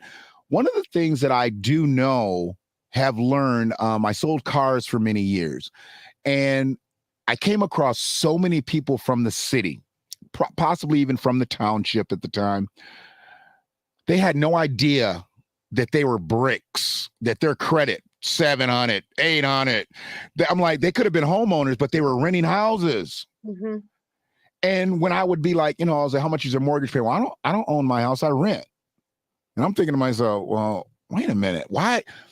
But I wasn't thinking in this space back then. I was trying to get that car deal. Let me be honest. I was trying to get that car deal. But I learned so much that some people just don't know how good their credit is and how strong that they would be renting a place for $1,000. They could be paying a mortgage for $650. Mm-hmm. And they could be caking that $350 every month and not really understand. And this is like I said, this is years ago, but I've learned now, why don't we have more people trying to get people out of the rental homes? If you want to continue to make your city grow, of course, you got to have the rental spaces, because that's where a lot of people start. They come in and they start. I've seen, not going to call any names, I've seen a couple politicians who have moved to town. They were renters, and they have recently celebrated buying their own homes in Ypsi, in the township. If you're doing that and you're celebrating that and you're putting that all on Facebook and you're taking selfies and stuff in front of your new home, why aren't your constituents? Why aren't you going out telling your constituents how you did it? How you went from being a renter to being a homeowner? But no, isn't that the trick bag? Because I don't mind you seeing me do it, but I'll be damned if I teach you how to do it, because what that's going to do, that's going to empower you. And that might empower you to the point where you might start getting a little slick what you're thinking and understanding that I'm not really for the people. I'm just here for the uplift politically. Mm-hmm. So you being who you are and working with who you are, is it Desiree? Desiree Simmons? Is that her? Mm-hmm. Okay. You seem kind of on the same line with her politically with some ideologies. Mm-hmm. I'm just getting into, Ypsilanti. I've heard some things. She's rooted in the community, if I'm not mistaken, correct? Mm-hmm. She's been here for a while? Yeah, Desiree's been here, I think now it's like 7-8 years. 7-8 years. Yeah. And quite a person. She and I've seen her in a couple different settings, and I like her attitude. I like her vibe. Does she talk to the Black collective the way you do? Because it's great that you do it, but you know how some folks are. They're not really listening unless you kind of, personally, I don't care if you're taupe. You can be whatever color. I don't care what you are. If you're talking right, I'm going to listen to you, like I said. But is she talking with her constituents, with the people that she deals with, that look more like her or look more like me? Or are you out here really on this island, like paddling and paddling and paddling by yourself, talking about restorative justice, reparations? Because frankly, I've heard the other people that are in play. I've heard the people that are already in elected office. They ain't talking about this.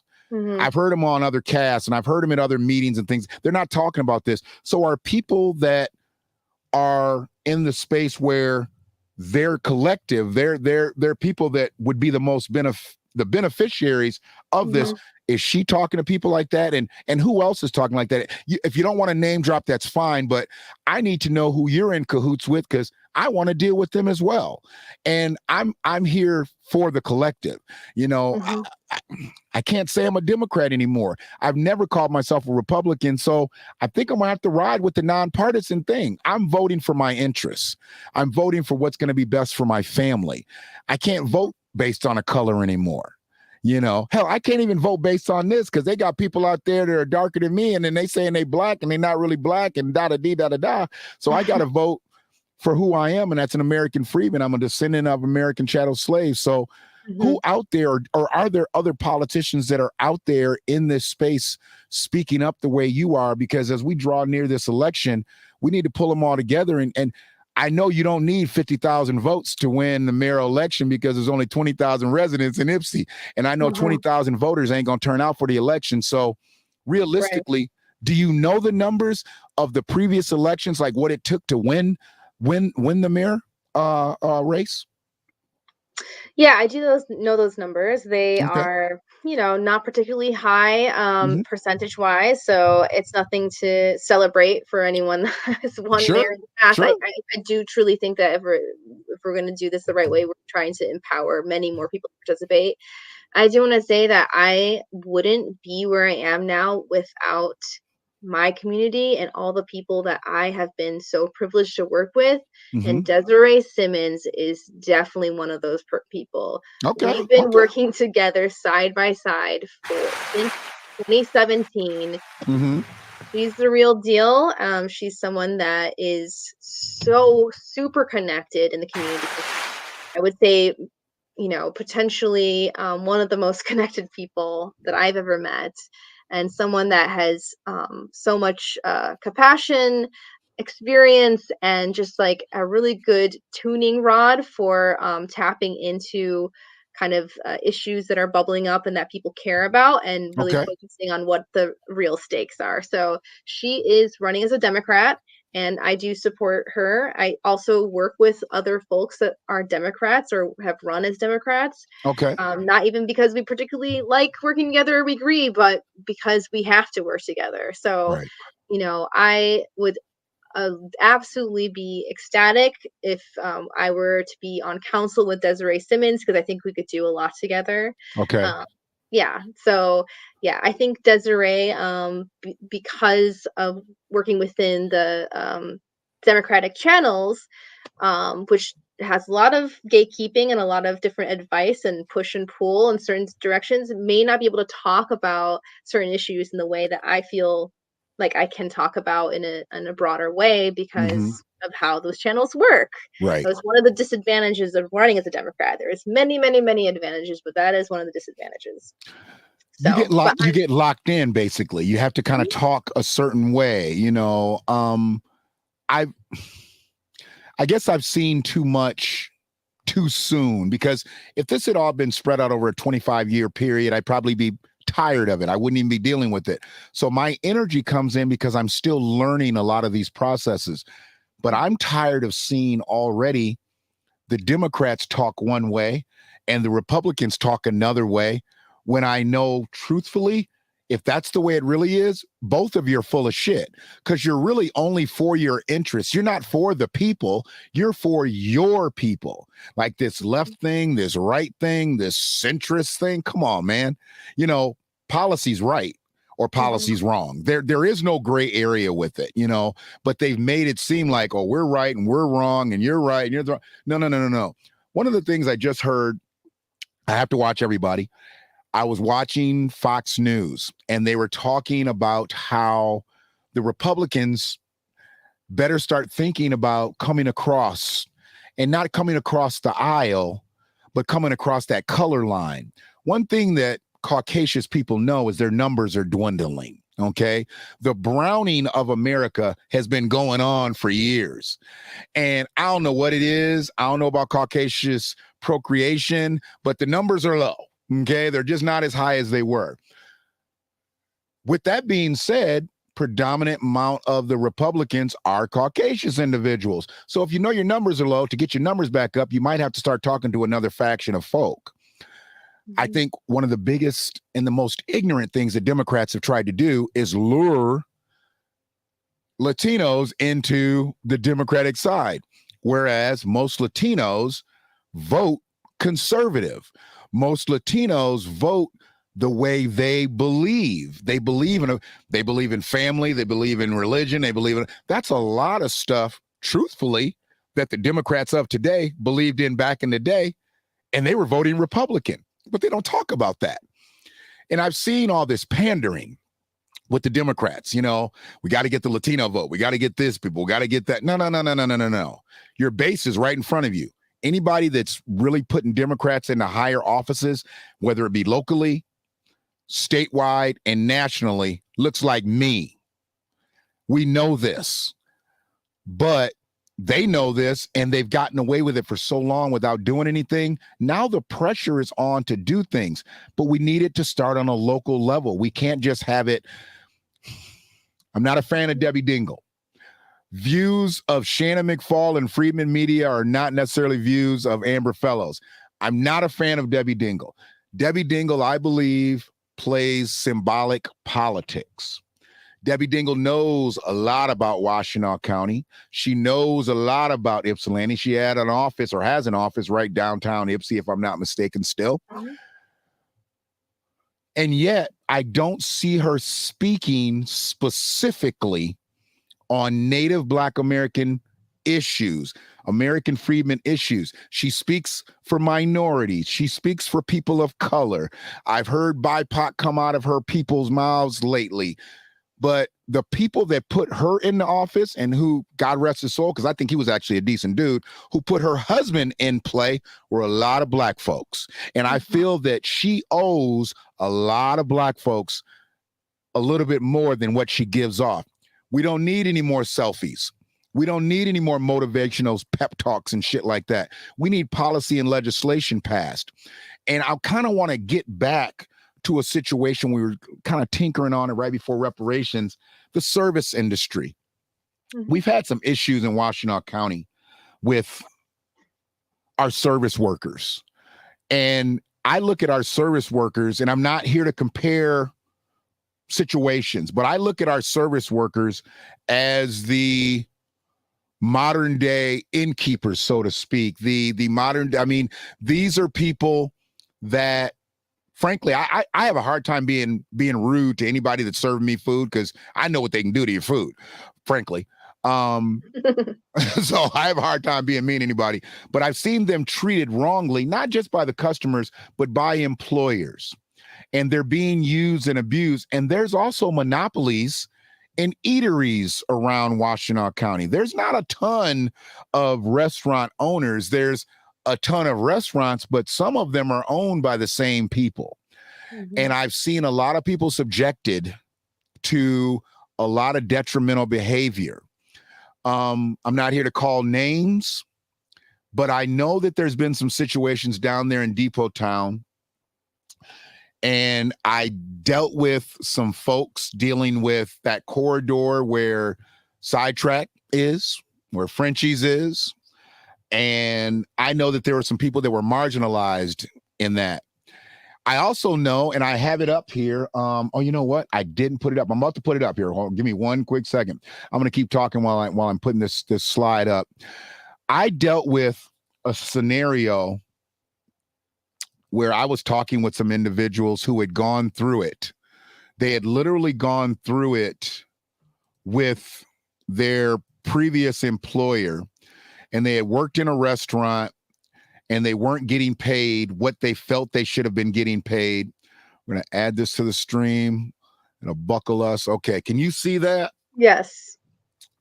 And one of the things that I had a problem with was, because it was right here with what our prosecuting attorney has been talking about, economic justice. And now there is an economic justice unit. Okay. It says Michigan employees lose $429 million a year to minimum wage violations alone. Minimum wage. Minimum wage. We're already getting paid shit, and then they steal that from us. And this can look like, as it shows, being paid the minimum wage, usually $9.87, working 40 hours plus without getting overtime. This is rampant in Washtenaw County. I know plenty of people that have worked in restaurants in that corridor. Let's just call it what it is, at Sidetrack, and they worked 40 plus hours and did not make time and a half. They got straight pay. I know people that worked at Sidetrack and worked and weren't even clocked in. How you got somebody working in your business and they're not clocked in? And as a previous restaurant owner, I already know you got to live and die by that clock because you got she got all kinds of stuff. Somebody slips and falls on there. You got to be able to prove that they were working. You got to be able to prove so that they can get those benefits if they get injured. How are these people getting away with this type of stuff? Forced to do work off the clock. I guess I jumped my own shark there because I truly didn't read all the way this through. I just knew I wanted to talk with you about it, like coming in early or working late without getting paid. This has happened at places like this. And one of the things that I found through my travels, those people that own those eateries down there are also really, really good friends of Debbie Dingell. And if Debbie Dingell knows this, and they're major political contributors to Debbie Dingell's campaigns and whatnot, she holds her events there. She's had Joe Biden down there. She's had Jim Clyburn down there. They know, people know that this is going on, you know. And what is the other one? Not getting paid your tips, or your employer keeping some of your tips. Have you ever worked as a server? I worked in the service industry for a number of years. Yes, I haven't been a server as long as in some other roles, but I do know the industry, and I have so many friends in the industry. And yeah, you know, the workers are definitely getting the short of the end of the stick here. And you know, we'd like to talk about it, exploitation on these larger companies. Well, it's happening right here at home in the smaller businesses as well. So yes, I have a hard time when I hear about, you know, I don't know, what's his name, Ricky Ross, whatever. I guess he owns a lot of wing stops or something around the country, and he wasn't paying his workers. But the only reason that made the news is because he is a world-renowned rapper. But we've got people right here in Washtenaw County who've got people working in their businesses and not paying them a fair wage or paying them a wage at all. Why isn't this being talked about? Why isn't this being brought out to the forefront? Because I know the politicians that have been in power or that are in power now, whether it be on city council, whether it be for the township, whether it be county commissioners, I know they know about this stuff. Why has it been swept up under the rug or kept up under the rug? I need to know that. I mean, because you travel, you're out there, you're way out there more than I am. Is this something like people just say, I don't want to dig in there, or maybe because someone like a Debbie Dingell or someone, you know, that's in a higher position of where they're trying to get to could maybe dwarf their movement, you know, they could basically, you know, kind of cut them off before they could really get started politically? Is that why people go along to get along type of situation? I mean, what's stopping people from talking about these things and on their political platforms and helping these people out? Because there's truly a monopoly there. We talk about landlord monopoly. There's an employer monopoly in the city of Ypsilanti too, because if they don't own the business, their friend owns the business. And, you know, I mean, what's stopping these people from being able to get help?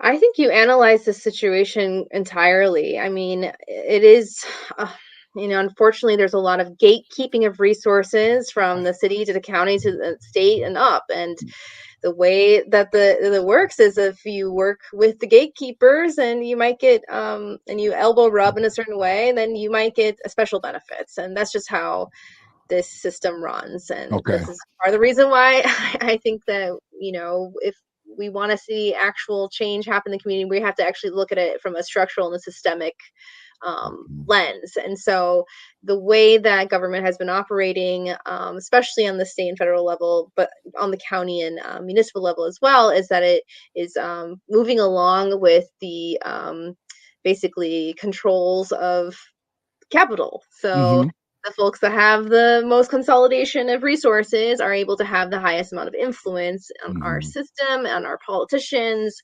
And that is why, you know, workers get really very little play in political decision making and in any kind of sort of power.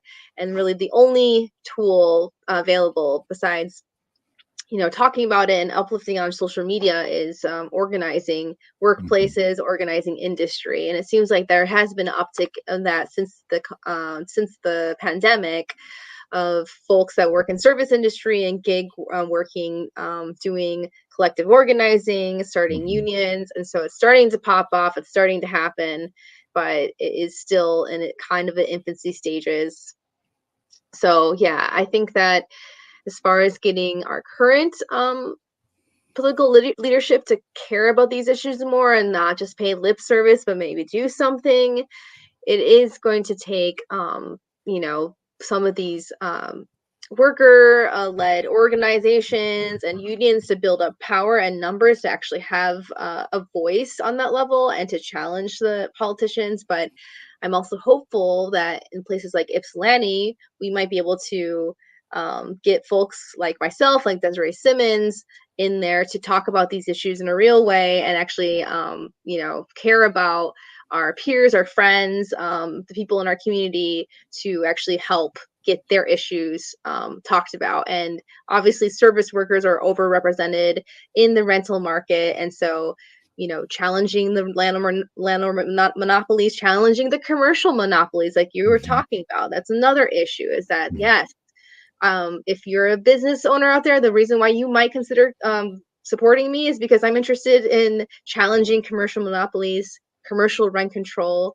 I'm interested in making sure that folks that live in Ypsilanti aren't so house poor and spending all their money on rent, so they might actually have money to spend on your business. Right. You know, I'm interested in challenging the vacancies so that there's more actual market competition instead of a few landowners kind of planning the economy in their advantage. So business owners can also consider supporting someone like me for these reasons. And you talked about Black businesses earlier too. There has been a number of Black businesses to come into Ypsilanti. You know, during the pandemic, there was Lot G, there was the 24th Cheesecakery, and now those businesses are gone. And part of it is because they don't have that institutional support, those levers that are there that, you know, businesses that have connections that are predominantly catering to you know, white residents or are owned by people that are already connected are getting access to things like DDA funds and grants and all these things. If you go to some of these institutions that are doing well in Ypsilanti and you look at like how they got started, you'll see just all these names of different grant funding and, you know, opportunity there that some of these other businesses, Black owned businesses, did not have access to. And that's something we have to change. It's gotten to the point where now, and I actually didn't even know Lot G was closed, to be honest with you, because I went there when they first started when they first opened.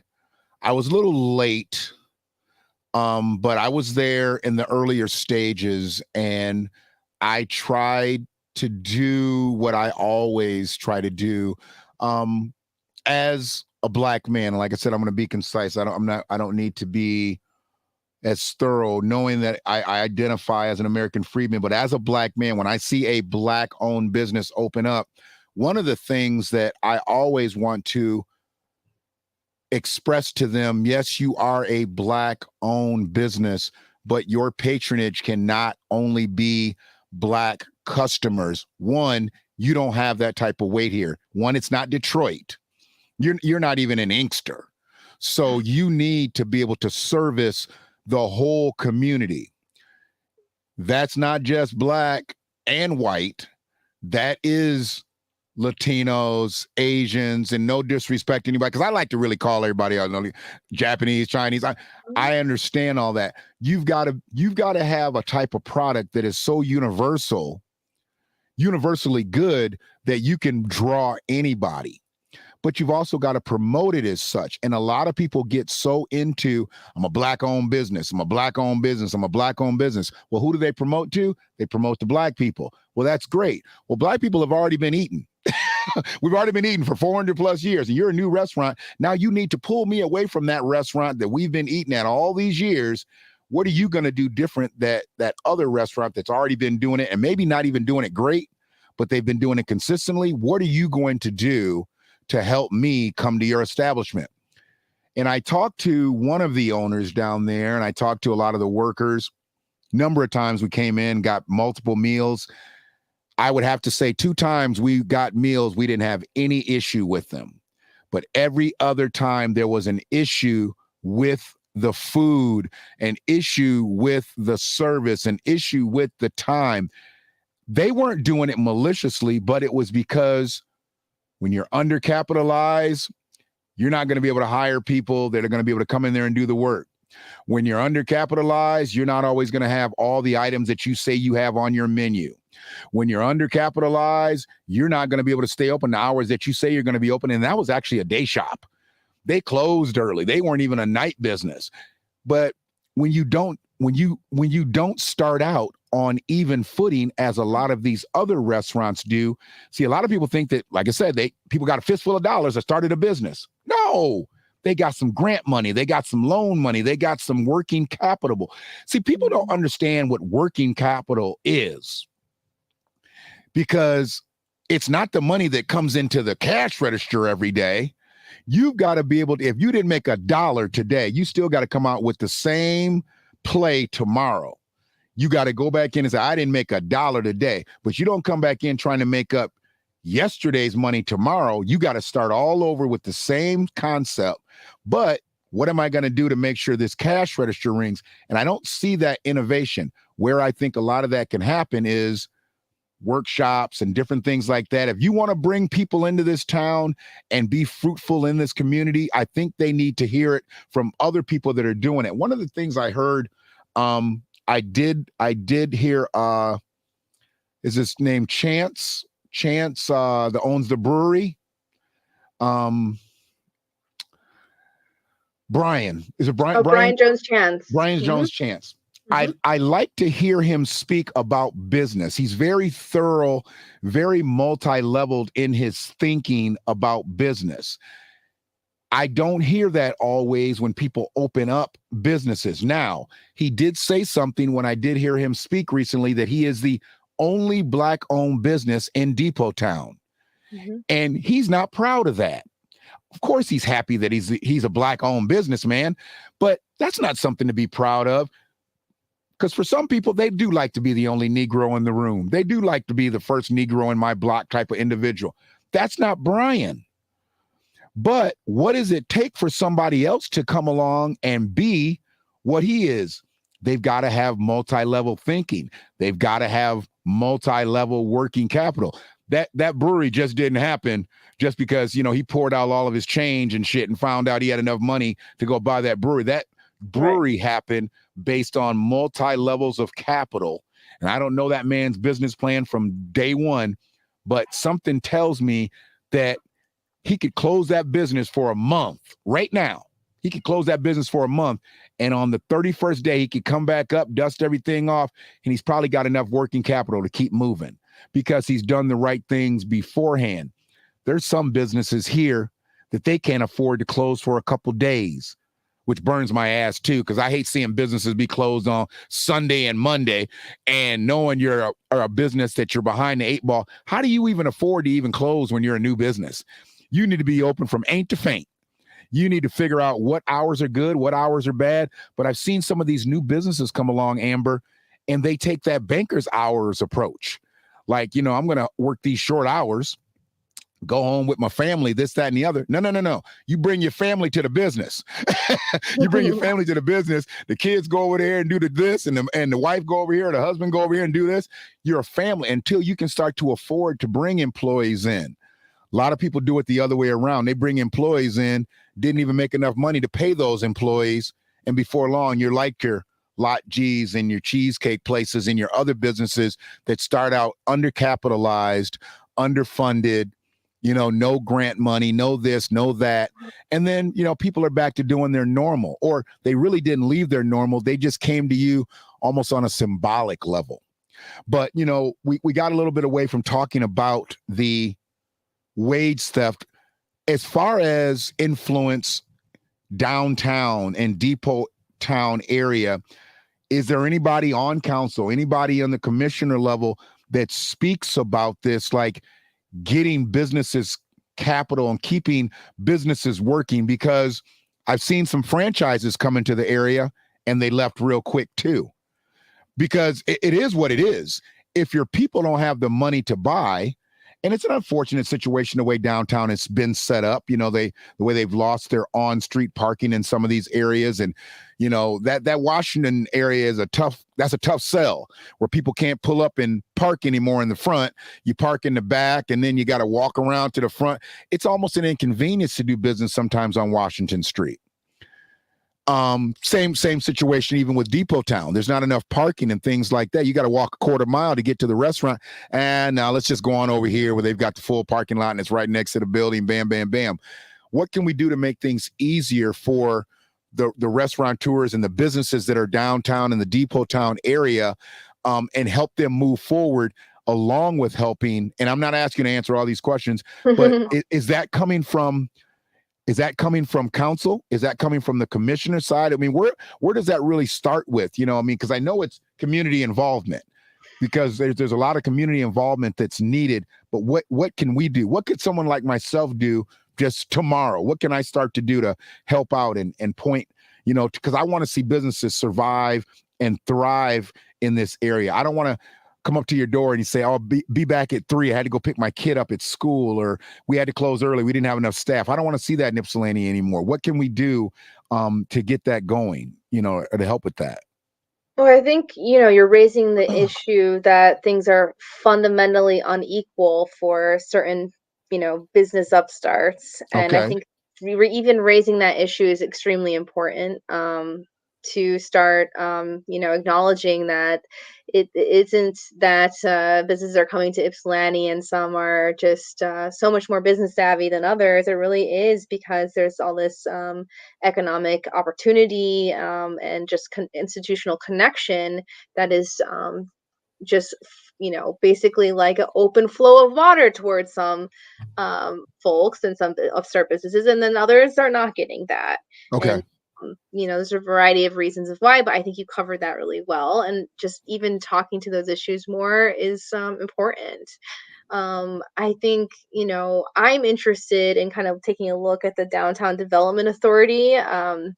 They are one of those institutions that hold a lot of power and, I've heard a lot about the DDA lately. I've heard a lot about the DDA.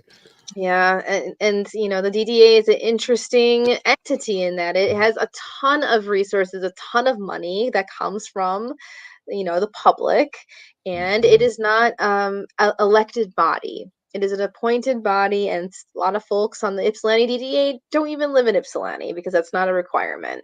So, Pause. You ain't gonna let that go by.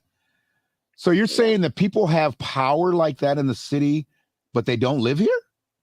don't live here, are not elected. Yes, and they control a lot of money.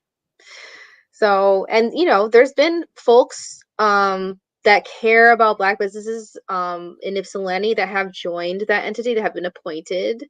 I know Brian Foley's been on that board. I'm not sure if he's still on it, but I don't know if it's been enough to kind of shift those dynamics where those resources are kind of just getting thrown at certain types of businesses and kept away from others. And I know there's been discussion, but so far I haven't seen enough change or action to actually show that there is some sort of ideological shift among the DDA. I think the DDA's purpose right now is to try to spur economic development as fast as possible, generally through kind of, to go back to it, gentrification tactics. Okay.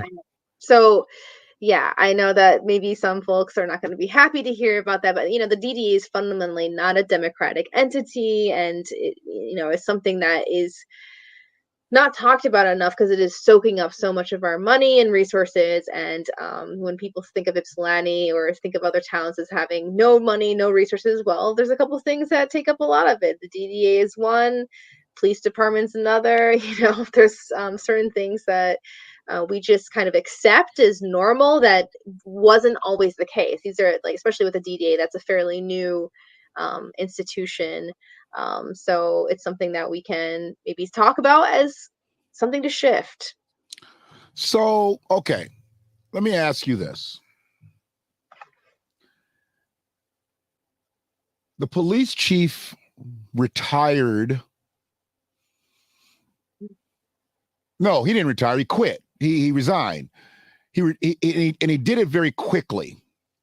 And we've talked briefly and text, about policing issues. Didn't go into it deep because I really just didn't want to. I wanted all of these conversations we're having to be as organic as they've been. And I told you I wanted you to cook tonight because I didn't know how many people actually knew you and what you were really about. But I know that you are down on bad policing practices. So one of the things that I'm seeing right now, unless I have not heard, but right now we're running without a chief. Is that correct? We're running the city without a chief? That's correct. Okay. And we're down something like 7 officers that have been budget allocated for. Yeah. So with that being said,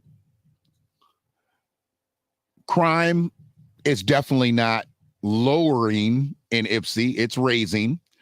And we know that crime is going to happen for a multitude of reasons, but I never look at police to stop crime, but the lack of police presence and the lack of a governing body. I don't believe any police department can survive for a long period of time. And if what I know right now, Ann Arbor and Ypsilanti are 2 monsters without heads. Ann Arbor ran their chief away, ran him actually back to the police department that he came from in Boston, the same police department that he was beat by fellow officers. Now, you got to be a dog-ass city to make somebody quit you and go back to a place where he was marginalized. Now, he got the bag, he sued and got the bag, but he quit there to come here, and I believe this was supposed to be his retiring space because his wife's a doctor and she was in Michigan, and I think this was supposed to be his last job. This man was marginalized to the point where he left here and he went back home, or the home he had made. And little did I know, I guess he had kids that went to Michigan or something, or somebody played football for local. I mean, he had ties already. It was tailor-made for him to be the police chief. But once again, I don't believe Ann Arbor is ready for a black police chief. But Tony D, I thought was actually a pretty decent chief. I thought he was fair. I don't think highly of probably too many police, but I thought he was at least fair. And I thought he was at least on his shit. What I did know about him was he did not ever get the monies to be able to have the officers to put the bodies on the road. I know he never had that. Does that come from the city or is that a county? Like who gives him or who gives a chief what they need to make sure that they can have a fruitful police department? Because what I also know, I've heard countless people talk about how they go up to the police department and the doors are locked. How the fuck can the police department doors be locked? You got an emergency and you want to go to the police, not even 911 it. You're right there. It's very accessible right there. How can you have the doors locked? Does that mean that nobody's working inside? I mean, these are good questions, and these have been coming up a lot. There's been a lot of community grievance about the police, how that is basically non-functional, and also that the chief has resigned and all these other officers resigned. To me, I feel a little bit that we have been giving a lot of resources to the YPD, and the YPD hasn't been filling those spaces. There's been vacancies for years now, and council and my opponent has worked to just keep increasing the budget without any real direction or plan. So now we just have more allocated vacancies on top of vacancies. And to me, this all kind of adds up to it's kind of non-functional, right? We're not getting what we need of it, and we're putting a lot of money towards it. So why not start to think about maybe other strategies? And I'm not going to say I think that everybody's on board with that, but I'm interested in at least starting a conversation with people, especially people that are issue stakeholders in this, the communities that are most impacted, to talk about what they want to see as far as building out community safety, as far as building out wellness and well-being for the people that are most impacted by police and violence and issues related to that. So yeah, what does the community want? Does the community want more police? If that's the case, then I want to know. But Mhm. I think, council has been operating, I said this, on like a certain level of hubris because they haven't really done the work to know what would make the community safer. They Okay. haven't had the, community discussions around it. They haven't done the surveying around this. They haven't done a real thorough check-in with what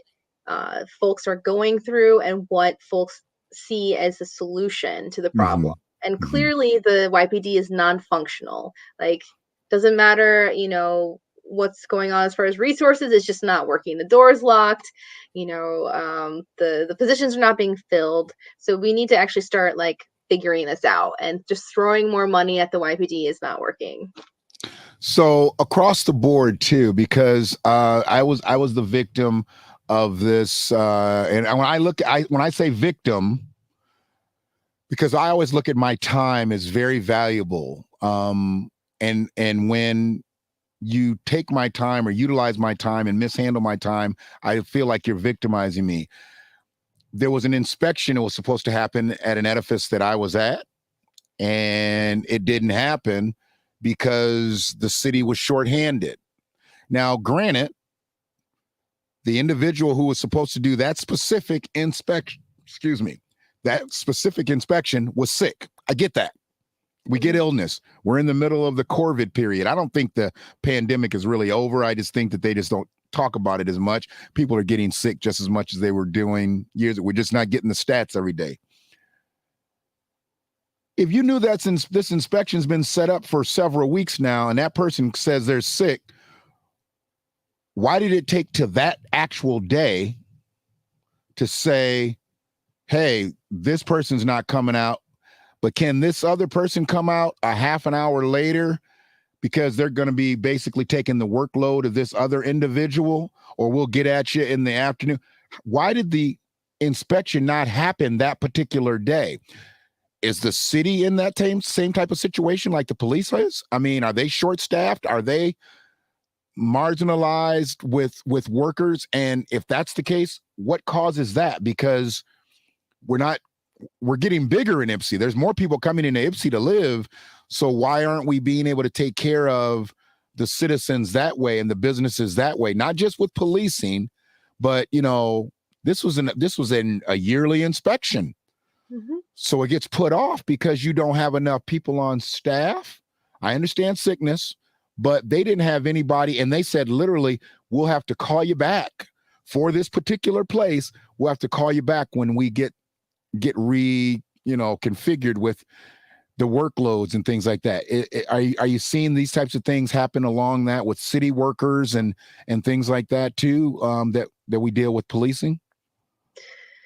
I recently, just on a personal level, had a work permit city employee look to see if a work permit was completed, and they were there when they said they were going to be there and completed the task. And so I didn't have that particular issue personally, but what I do see is that, we do have a number of services that we provide as a city, and Mhm. folks do talk about certain levels of lack of support in some of these services. And so Mhm. that is the thing that I'm interested in, is actually to look at all the services, the resources, and work with the community to kind of figure out what services we want to uplift, what services we need and feel are important, and put the resources there, and what we might actually take, transform and take resources and shift to other services, away from services that are maybe not working as well.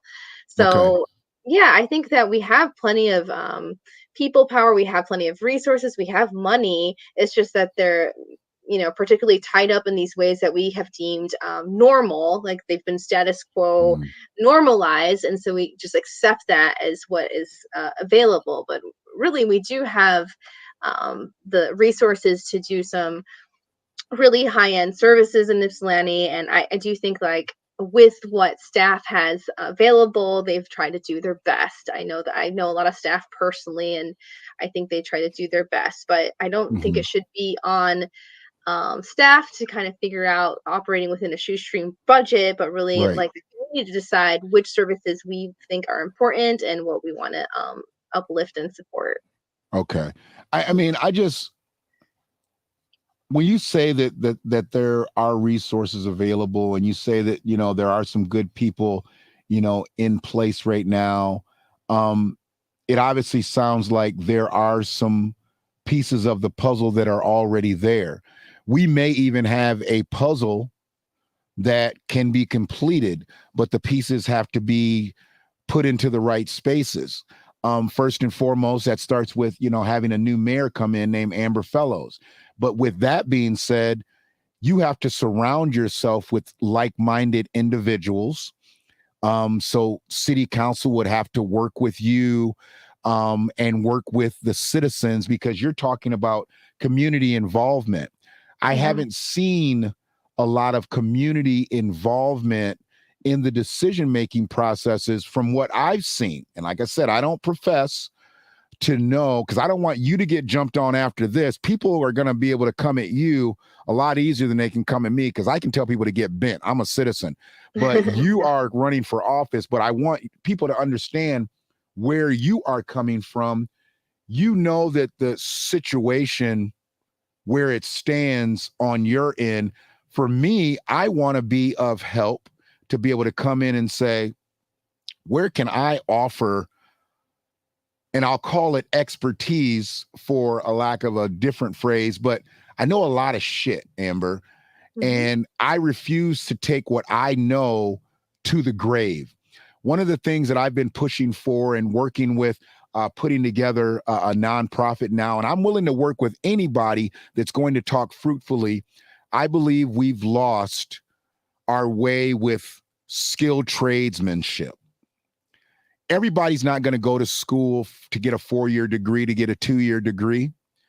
Everybody's not going to jump right out of high school into one of these plant jobs. Everybody's not going to jump right out of high school into a civil service job.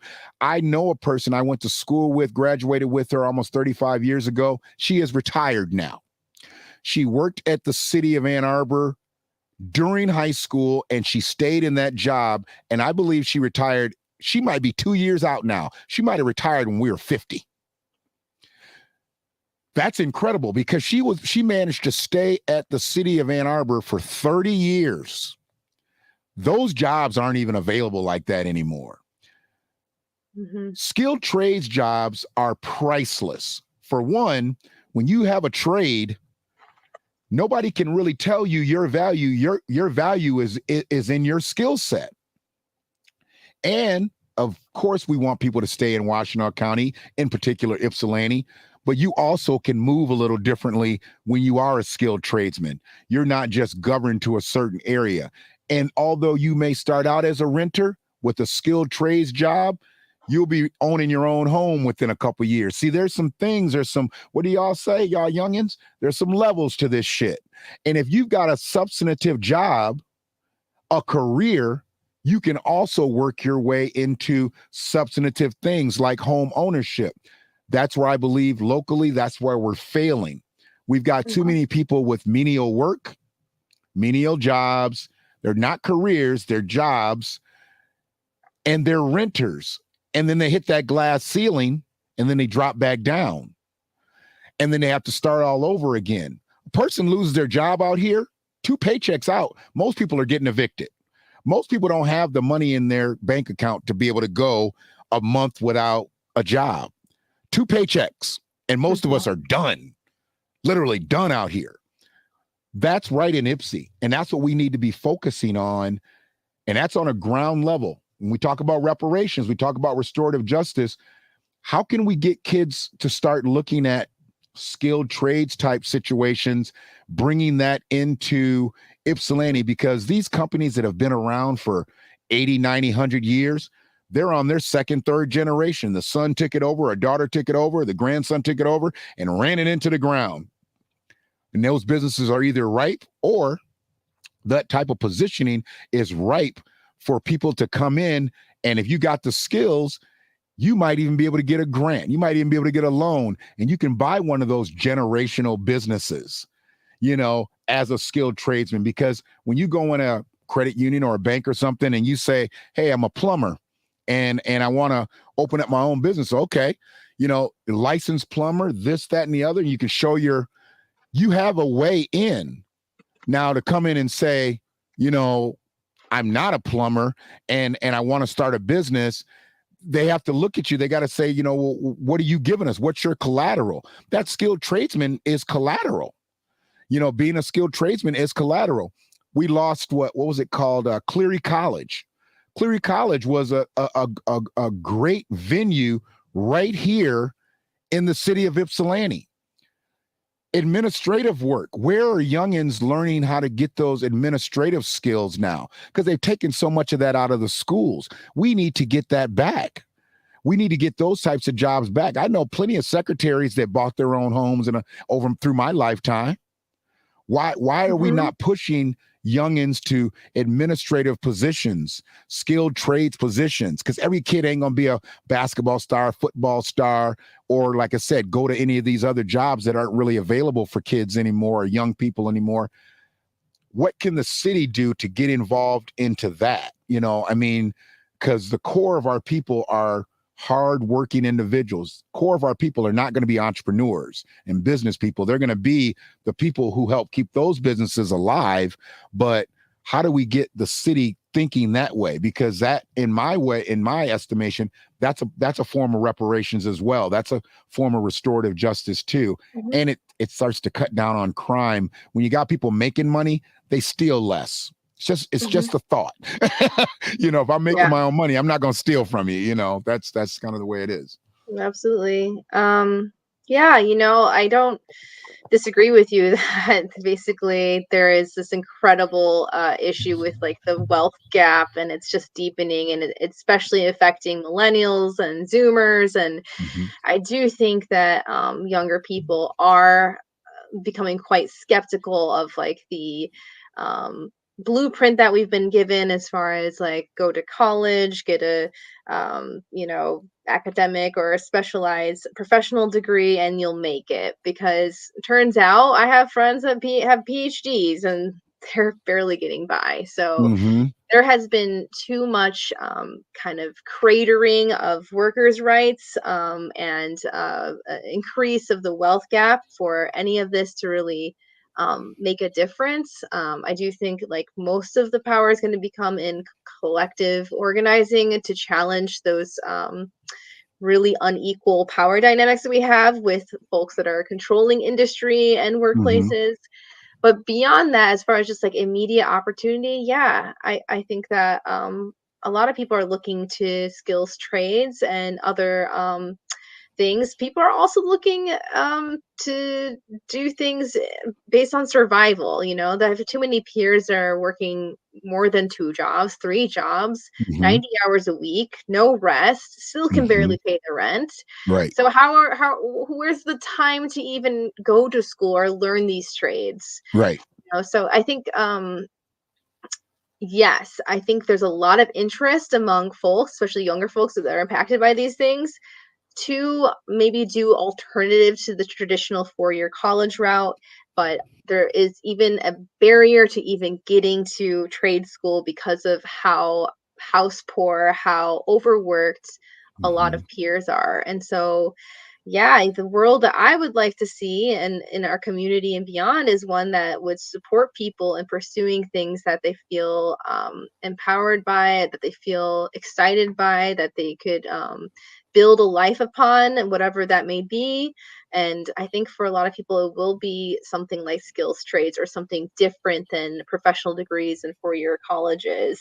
So the way Ypsilanti could help support this, you know, in my immediate understanding is trying to make sure that people have their basic needs met.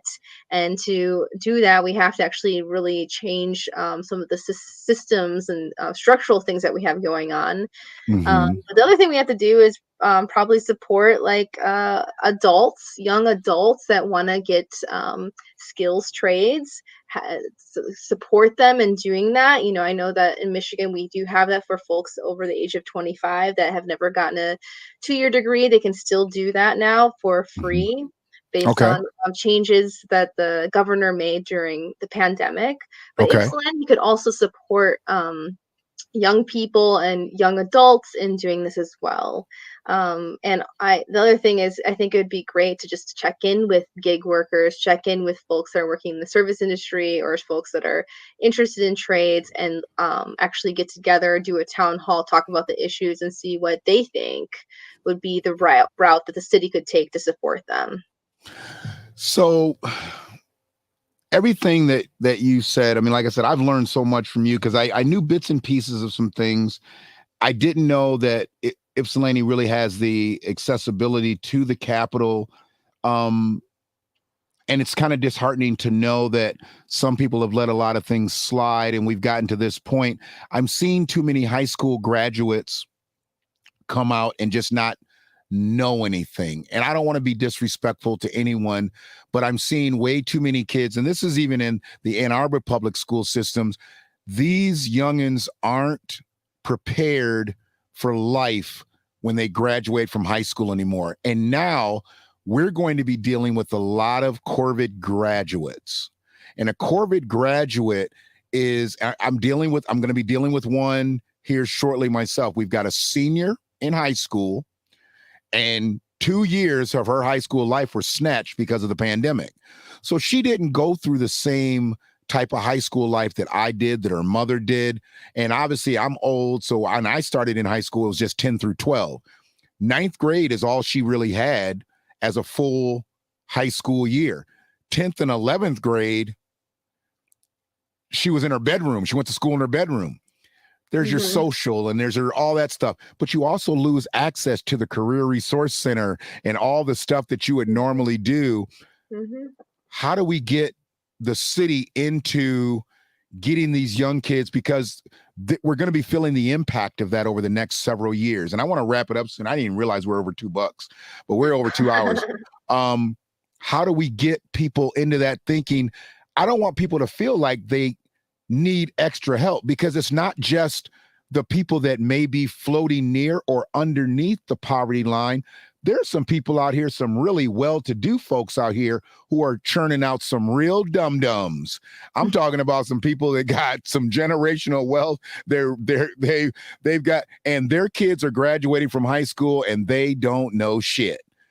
That person is even more dangerous than someone who doesn't have anything, because now you got a whole bunch of resources out here and you're still going to go out and do the wrong thing. I want to grab up those ones because we've got some fruitful kids out here. I know the parents and I know the grandparents, but they're not ready to get out into society. So I need them to work with the likes of you and the Desirees and everybody that's really looking towards that. Would you say 24 and a half years old, median age? That's what's going to make Ypsi continue to grow. You know, all due respect to the elders that are still here, we respect them and we need to protect them. But that's not what's going to make Ypsi be what Ypsi needs to be come 2032, 2042, and 2052. It's these youngsters. But we've got to protect the legacy that the elders have built and build from that. We can't turn our back on them. And that's where I see kind of both turning their back on each other. I think the youngins don't listen to the elders and the elders don't look at the youngins for their own particular reasons. We got to pull that back together. There is no collective uplift if we have no collective.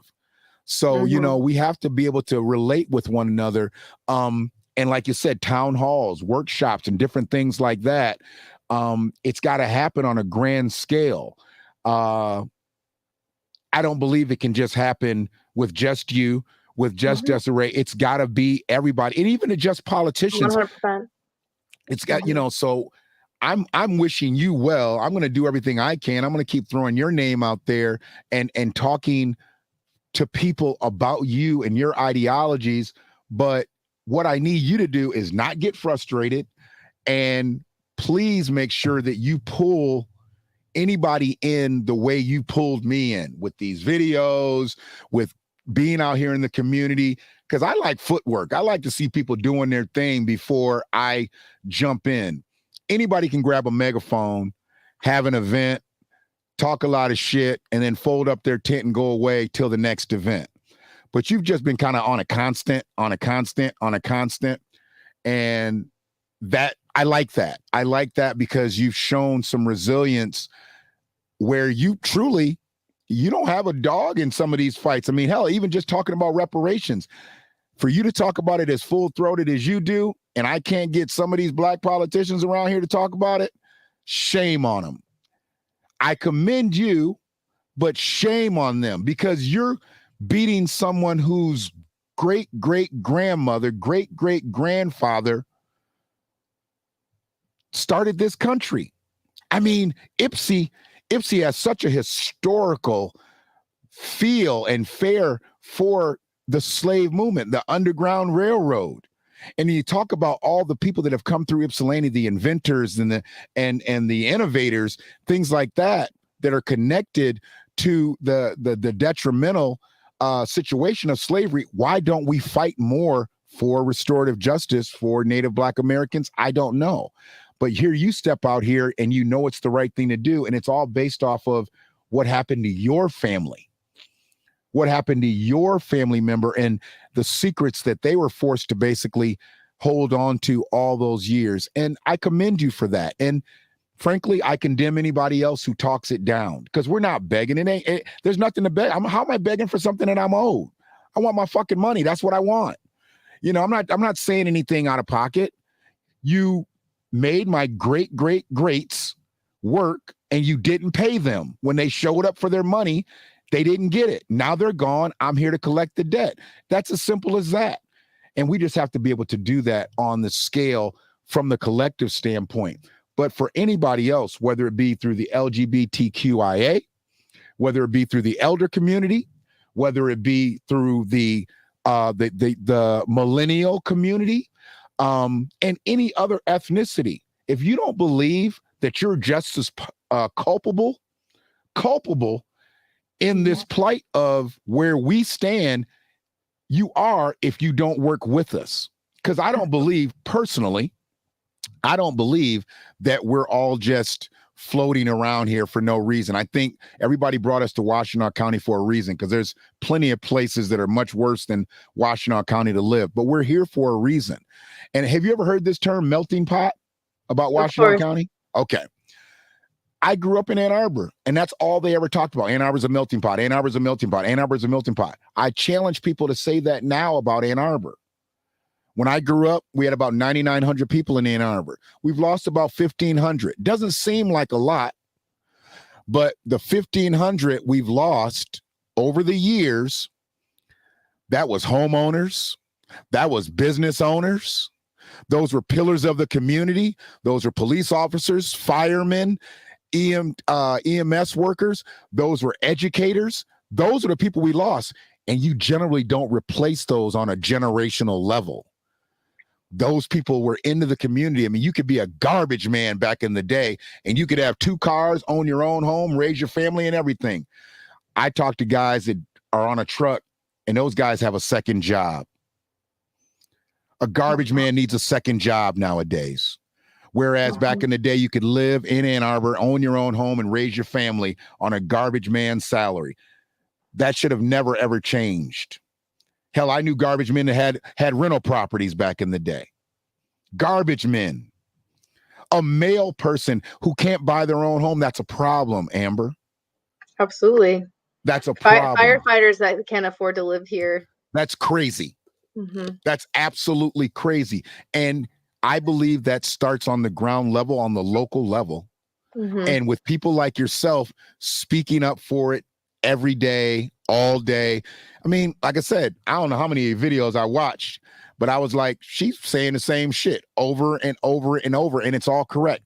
Why can't there be 7, 8, 9, 20 of you talking the same way and pushing the envelope? Why does there got to be this Democrat, this Republican, this, that, and the other? No, you're just good people. You're talking the same way. Don't let parties and colors separate you. Mm-hmm. You know, and I think that that's what we've gotten into. And like I said, I didn't find that damn guide, but you know what I'm talking about, right? That Washtenaw County voter registration thing.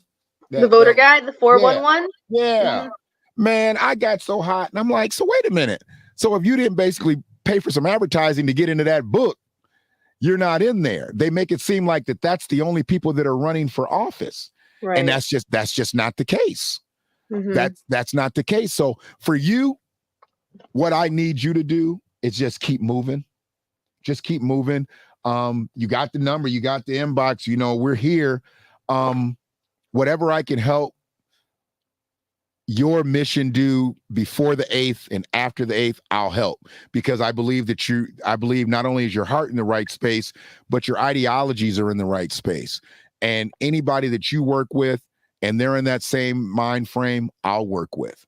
I don't have anything else to say. I've talked way more than I thought I would talk, but you're engaging and you're exciting. So I had some things that I wanted to get out and I got them out, but I need you to just tell Ipsy what you're going to do, because I'm going to try to break this down to the point, and I want to have this.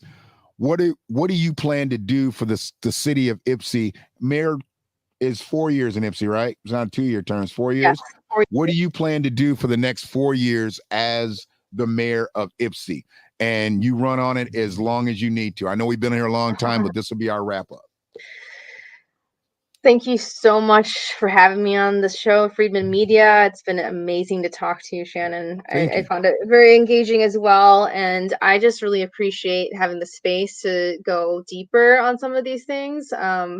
Because these are topics that not a lot of people are talking about and are, I think, frankly, a little uncomfortable to do it. So I just really appreciate spending time with you to do this. And I agree. I would love to continue working with you and everyone else on these things, because it is a movement and we need these things. It's not something that I think is just like a one election cycle type of situation, but it's something that we need to keep building upon. And these conversations have been out there. It's really just that there hasn't been folks that are putting themselves out there on different political levels to actually bring these issues to the fore. And so that was one of the things I wanted to do with this opportunity, is to bring certain issues to the fore. And so, if I'm going to be in this position of mayor of Ypsilanti, then what I would like to see is to actually talk about structural problems, structural racism,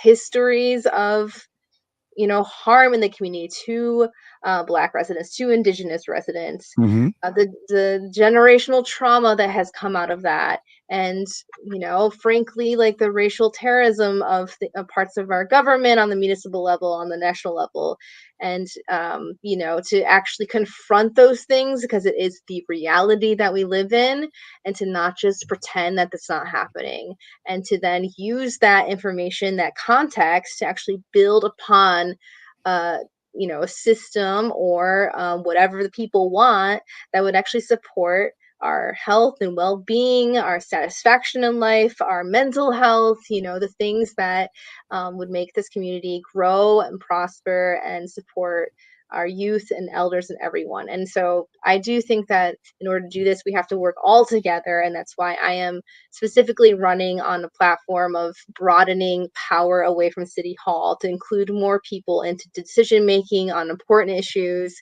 like the development of Water Street, like how our resources are distributed, how we spend our budget, how we support our services. Those things we should be deciding collectively on, citywide level, and also with a smaller like issue stakeholder level.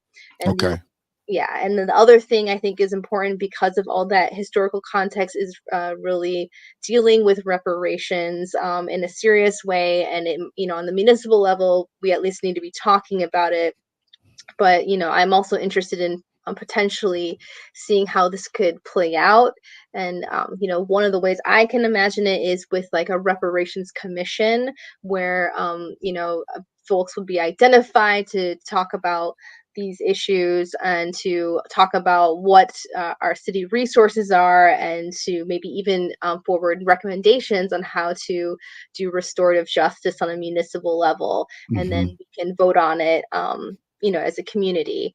And then the last piece is the housing justice piece, where, like you said, we have a system that is just extracting, income and Mhm. energy and honestly spirit Mhm. from the vast majority of people in Ypsilanti. And we do not have leadership that is addressing these concerns that affect most of us. So to actually think about what it would mean to have a housing just community that supports everyone here. And that would mean doing some bold things like challenging our landlord monopolies, like challenging the state rent control ban, like using our resources to help people into home ownership and to help also business ownership in the business community here. So, Mhm. yeah, these are the things that I'm interested in. Well, I mean, truthfully, as long as those things continue to play out in your head and you continue to put them in the atmosphere, I think we're going to be in good shape. I also know that the election is not the end all be all, Hmm. because whether it's a W or a L, I don't think you're going to go away if it's an L. And I don't expect miracles out of you if it's a W, because I also know that you need to have that collective. So sometimes it takes maybe a little bit, maybe a couple terms for some people to really get their heels dug in and you to get the right people around you. But with your Desirees and other folks that have worked with you in the movement, I think that they'll be a lot quicker to come when they can see that somebody is really walking and not just talking.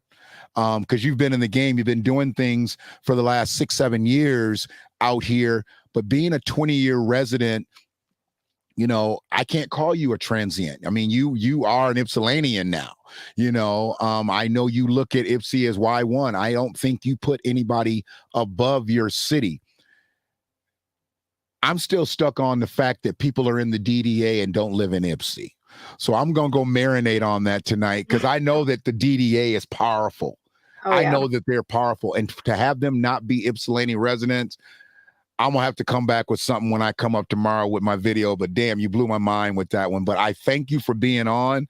Um, you're incredible, because I just, like I said, I watched enough of you, and I was sent to you by a brother of mine, and he has followed a lot of your content and followed you through the community. And he was like, "This is somebody you need to talk to." One of the smartest people I know, and I chose to listen to him this time and looked you up, and our communication was a little rocky at first, but once we connected, we got us here. So just keep doing what you're doing. Make sure I'm locked in. I'll keep bothering you through the inbox, through text, whatever. And whatever I can help you do to move and get us to the 8th, we're going to do that. I'm going to throw up the see what we want to do. We want to go here, because I want your Amber for mayor. Yeah, I want to throw that up and make sure we are voting for Amber Fellows for Ypsilanti mayor November 8th. Okay, I know there's a couple other names there, but remember Amber Fellows' name. You got to remember Amber Fellows' name. It's not going to be in that little newspaper that they dropped off at your house, so don't look for it there. Amber Fellows is a nonpartisan candidate, and she is an advocate for reparations. She is an advocate for the LGBTQIA. She is an advocate for the elders. She is an advocate for homelessness. She is an advocate for service workers. Your hashtags, you outdid me, Amber, because I'm a hashtag guy. And when I saw your hashtag, I was like, God damn it, she beat me on the hashtags.